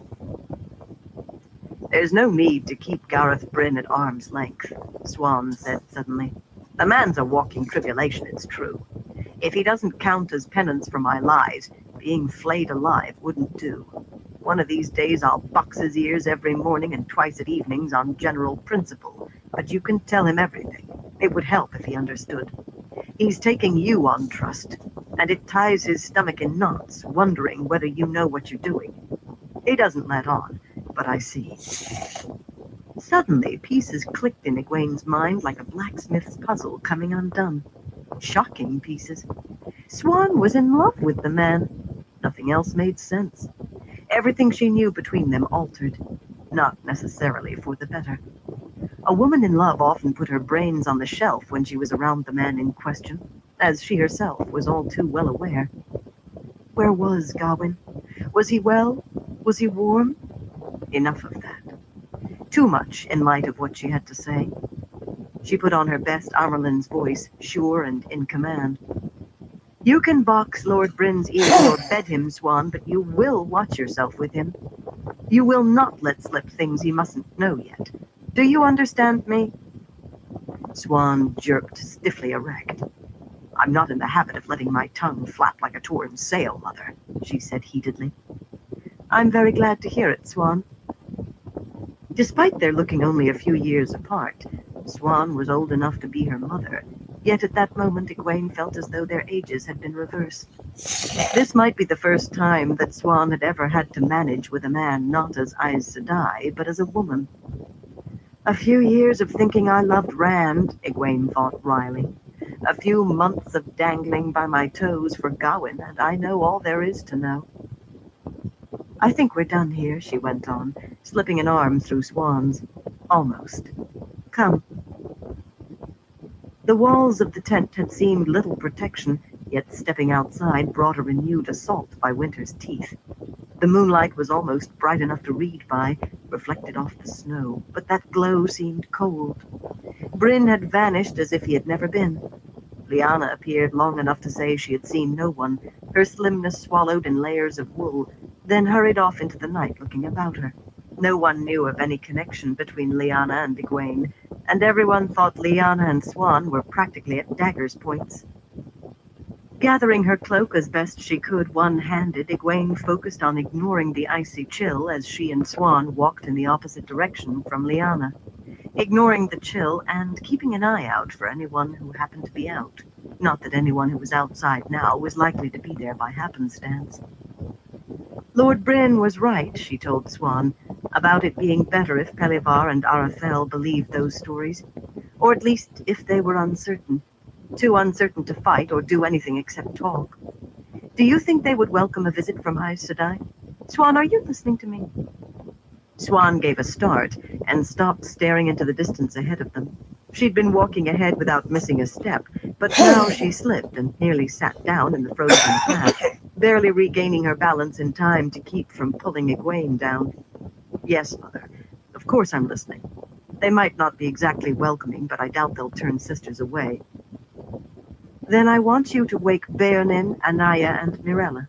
They are to ride north inside the hour. If Lord Bryn expects a reply as soon as tomorrow evening, time is short. A pity she had not found out exactly where this other army was located, but asking Bryn might have roused suspicion. Finding it should not be too hard for warders, and those three sisters had 5 between them. Swan listened in silence to her instructions. Not only those 3 were to be rooted out of their sleep. Come dawn, Shiriam and Carlinia, Morvrin and Nisau would all know what to say over breakfast. Seeds had to be planted, seeds that could not have been placed earlier for fear of them sprouting too soon, but now they had all too little time to grow. It will be a pleasure to haul them out of their blankets, Swan said when she was done. If I have to tramp around in this... Releasing Egwene's arm, she started to turn away, then stopped, her face serious, even grim. I know you want to be a second Gera Kishar, or maybe Sorela Bagand. You have it in you to match either. But be careful you don't turn out to be another Shine Chunla. Good night, Mother. Sleep well. Egwene stood watching her go, a cloak-shrouded figure sometimes skidding on the path and muttering angrily, almost loud enough to make out. Gera and Sorela were remembered as among the greatest Amerlins. Both had raised the influence and prestige of the White Tower to levels seldom equaled since before Arthur Hawkwing. Both controlled the tower itself, too. Gera by skillfully playing one faction in the hall against another, Sorela by the sheer force of her will. Sign Chunla was another matter, one who had squandered the power of the Amerlin seat, alienating most of the sisters in the tower. The world believed that Shine had died in office, close on 400 years ago, but the deeply hidden truth was that she had been deposed and sent into exile for life. Even the secret histories treaded lightly in certain areas, yet it was fairly obvious that after the 4th plot to restore her to the Amerlin seat was uncovered, the sisters guarding Shine had smothered her in her sleep with a pillow. Egwene shivered and told herself it was the cold. Turning, she began making her slow way back to her tent alone. Sleep well. The fat moon hung low in the sky, and there were hours yet till sunrise, but she was not sure she was going to be able to sleep at all. Chapter 16. Unexpected Absences. Before the sun made a rim on the horizon the next morning, Egwene convened the hall of the tower. In Tar Valon, that would have been accompanied by considerable ceremony, and even since leaving Salidar, they had held to some, despite the difficulties of travel. Now Shiriam simply went from sitter's tent to sitter's tent while it was still dark, to announce that the Amerlin seat had called the hall to sit. In fact, they did not sit at all. In the grayness just before true sunrise, 18 women stood in a semicircle on the snow to hear Egwene, all bundled against the cold that misted their breath. Other sisters began appearing behind them to listen, only a few at the start, but when no one told them to leave, the group thickened and spread out to a soft buzz of talk. A very muted buzz. Few sisters would risk bothering a lone sitter, much less the entire hall. The accepted in banded dresses and cloaks who had appeared behind the Aes Sedai were quieter, of course, and even quieter the gathering novices who had no chores, though there were a good many more of them. The camp now held half again as many novices as sisters, so many that few possessed a proper white cloak, and most made do with a simple white skirt instead of a novice dress. Some sisters still believed they should go back to the old ways and let girls seek them out, but most regretted the lost years when Aes Sedai numbers dwindled. Egwene herself almost shivered whenever she thought of what the tower could have been. This was one change not even Swan could object to. In the midst of all the gathering, Carlinia came around the corner of a tent and stopped short at the sight of Egwene and the sitters. Normally composure to her toenails, the white sister gaped, and her pale face reddened before she hurried away, looking back over her shoulder. Egwene stifled a grimace. Everyone was too concerned with what she herself was about this morning to have noticed, but sooner or later someone was going to, and wonder. Flinging back her delicately embroidered cloak to reveal the narrow blue stole of the keeper, Shiriam made Egwene as much of a formal curtsy as her bulky garments allowed, before taking a place at her side. Wrapped in layers of fine wool and silk, the flame-haired woman was the very picture of equanimity. At Egwene's nod, she took one step forward to intone the ancient formula in a clear, high voice. "She comes! She comes! The Watcher of the Seals, the Flame of Tar Valon, the Amerlin Seat. Attend you all, for she comes." It seemed a little out of place here, and besides, she was already there, not coming. The sitters stood in silence, waiting. A few frowned impatiently or fiddled restlessly with cloaks or skirts. Egwene pushed back her own cloak, uncovering the 7-striped stole draped around her neck. These women needed any reminder she could give that she was indeed the Amerlin Seat. "Everyone is weary from travel in this weather," she announced, not quite so loudly as Shiriam, but loud enough that everyone could hear. She felt a tingle of anticipation, an almost light-headed thrill. It was not much different from being queasy. "I have decided to stop here for 2 days, perhaps 3. That brought heads up and sparked interest. She hoped Swan was in the listening crowd. She did try to hold to the oaths. "The horses need rest, too, and many of the wagons badly need repairs. The keeper will see to the necessary arrangements." It truly was begun now. She expected neither argument nor discussion, and there was none. What she had told Swan was no exaggeration. Too many sisters hoped for a miracle, so they would not have to march on Tar Valon with the world watching. Even among those convinced in their souls that Elida must be ousted for the good of the tower, despite everything they had done, too many would grasp any chance of delay, any chance for that miracle to appear. One of those last, Romanda, did not wait for Shiriam to speak the closing lines. As soon as Egwene finished speaking, Romanda, looking quite youthful with her tight gray bun hidden by her hood, simply strode away. Cloaks flapping, Magla, Saroya, and Varlin scurried after her. As well as anyone could scurry, when every other step sank ankle-deep. They did a good job of it anyway. Sitters or no, they hardly seemed to breathe without Romanda's permission.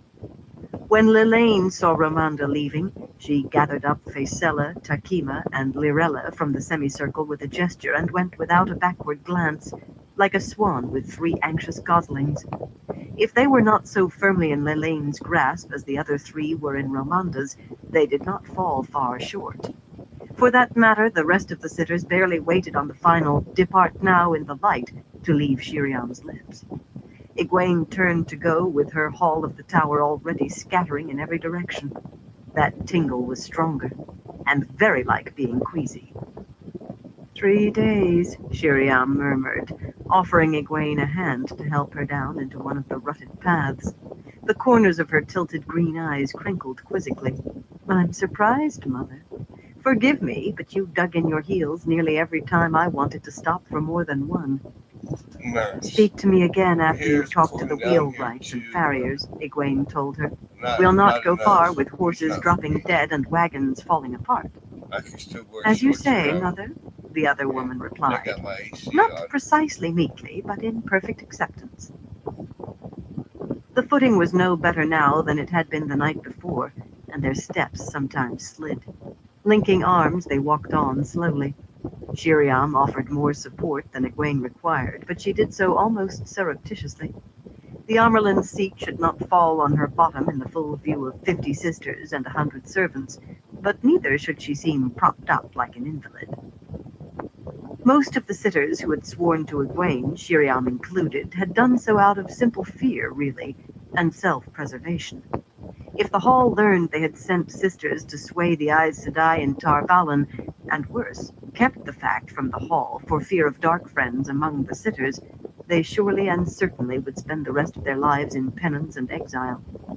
So the women who had believed they could somehow twitch Egwene about like a puppet, after the greater part of their influence with the Hall melted, instead found themselves sworn to obey her.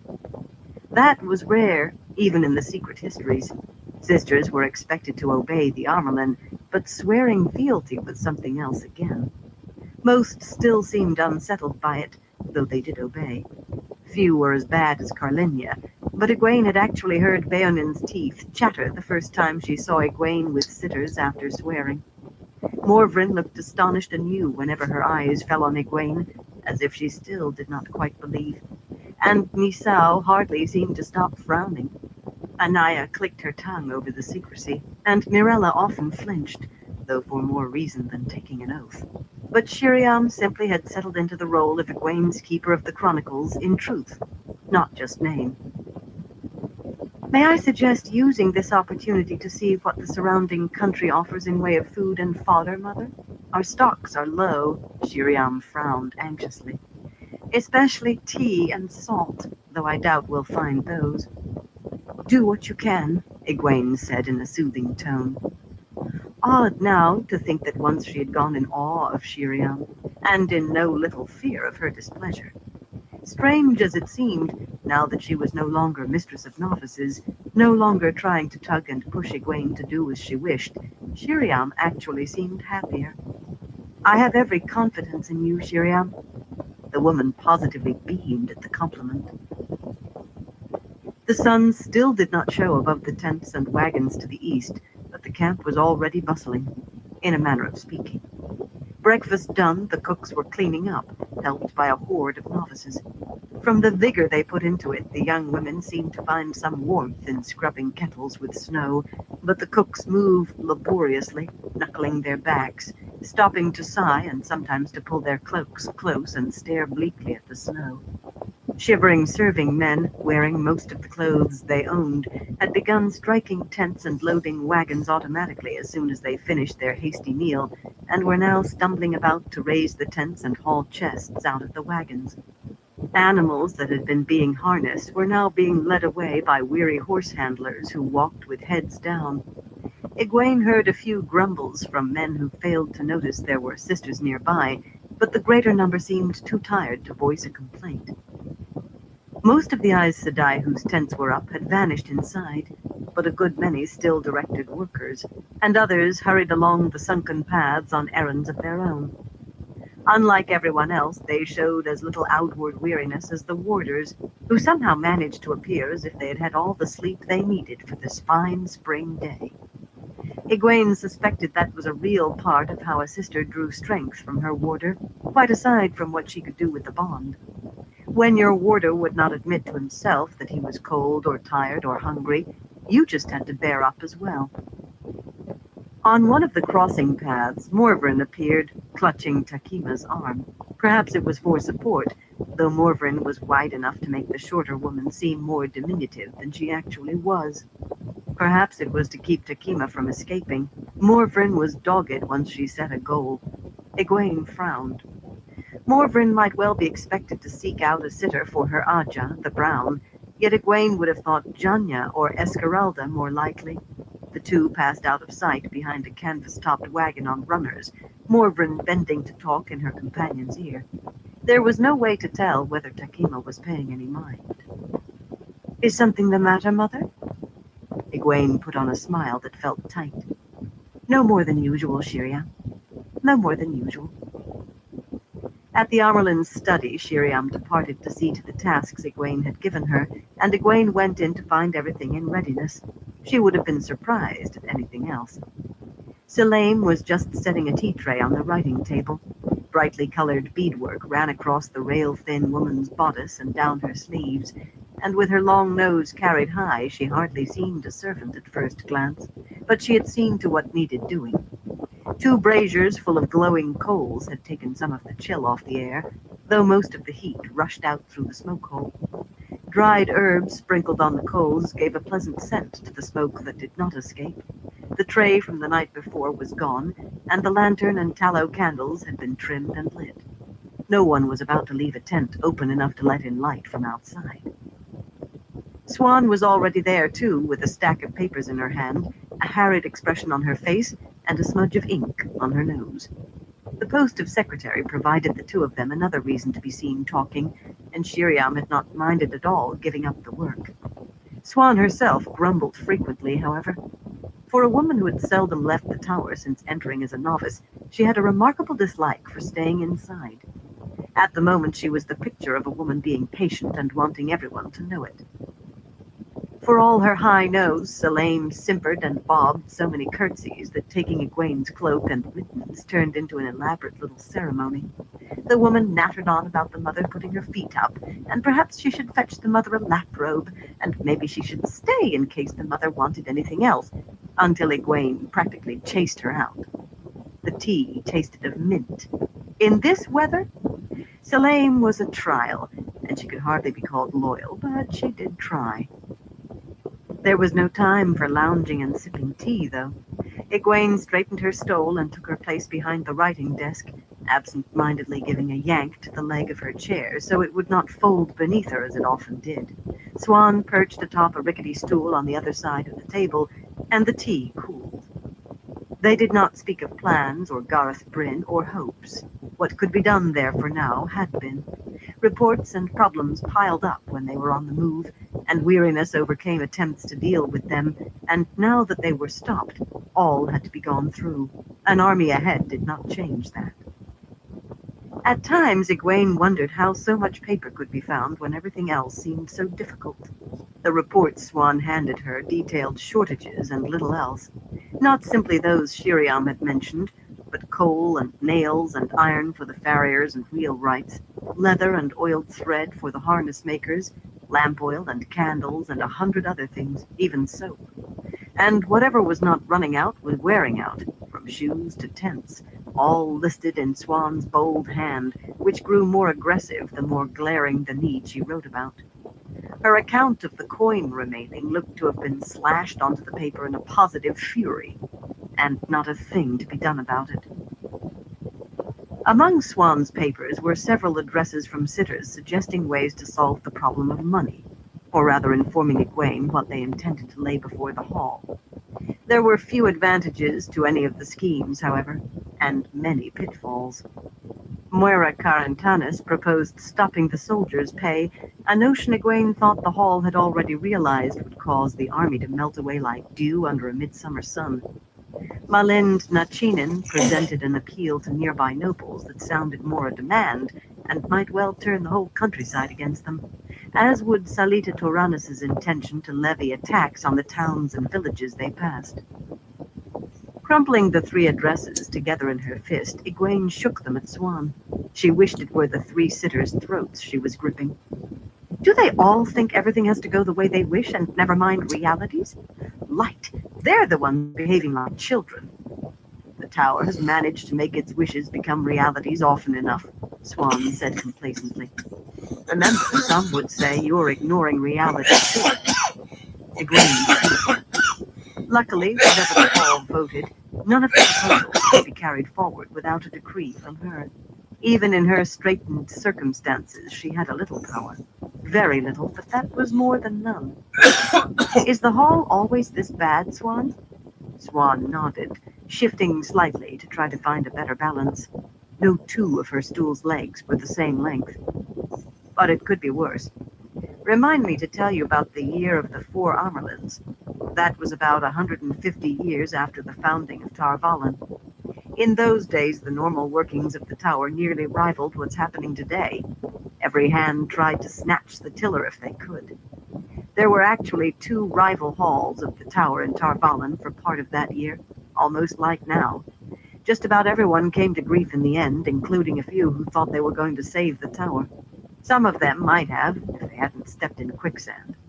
The tower survived anyway, of course. It always does. A great deal of history grew up in over 3,000 years, much suppressed, hidden from all but a few eyes, yet Swan seemed to have every detail at her fingertips. She must have spent a good part of her years in the tower burying herself in those secret histories. Of one thing, Egwene was certain. She would avoid Shine's fate if she could, but she would not remain as she was, little better off than Samila Sorenthane. Long before the end of her reign, the most important decision left to Samila's discretion was what dress to wear. She was going to have to ask Swan to tell her about the year of the Four Amerlins, and she did not look forward to it. The shifting beam of light from the smoke hole in the roof showed morning toward midday, but Swan's stack of papers seemed hardly diminished. Any interruption at all would have been welcome, even premature discovery. Well, maybe not that. "What's next, Swan?" she growled. A flicker of movement caught Arengar's eye, and she peered through the trees toward the army's camp, an obscuring ring around the tents of the Aes Sedai. A line of wagon sledges was moving slowly east, escorted by men on horseback. The pale sun glinted from armor and the points of lances. She could not help sneering. Spears and horses. A primitive rabble that could move no faster than a man could walk, led by a man who did not know what was happening 100 miles away. Aes Sedai? She could destroy the lot of them, and even dying they would never suspect who was killing them.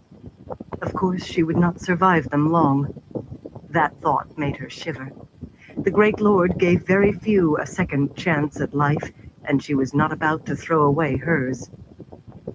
Waiting until the riders moved out of sight into the forest, she started back toward the camp, thinking idly of tonight's dreams. Behind her, smooth snow would hide what she had buried until the spring thaw, more than long enough. Ahead, some of the men in the camp finally noticed her and straightened from their tasks to watch. In spite of herself, she smiled and smoothed her skirt over her hips. It was difficult now to really remember what life had been like as a man. Had she been such an easily manipulated fool then?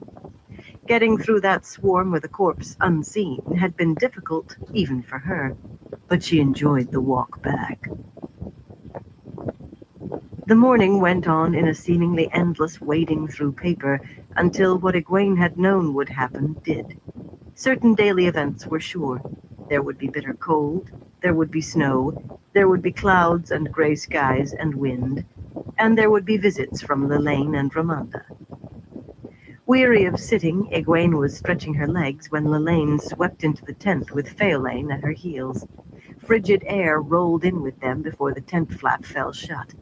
Looking around with a faintly disapproving air, Lelaine plucked off blue leather gloves while allowing Phaelane to remove the lynx-lined cloak from her shoulders. Slender and dignified in deep blue silk, with penetrating eyes, she might have been in her own tent. At a casual gesture, Phaelane retreated deferentially to a corner with the garment, merely shrugging her own cloak back. Plainly, she was ready to go on the instant at another wave of the sitter's hand. Her dark features wore a cast of resigned meekness, not very much like her. Lelaine's reserve cracked for a moment in a surprisingly warm smile for Swan. They had been friends once, years ago, and she had even offered something like the patronage that Phaelane had accepted, a sitter's protection and sheltering arm against the sneers and accusations of other sisters. Touching Swan's cheek, Lelaine softly murmured something that sounded sympathetic. Swan blushed, a startling uncertainty flashing across her face. It was not pretense, Egwene was sure. Swan found it difficult to deal with what really had changed in her.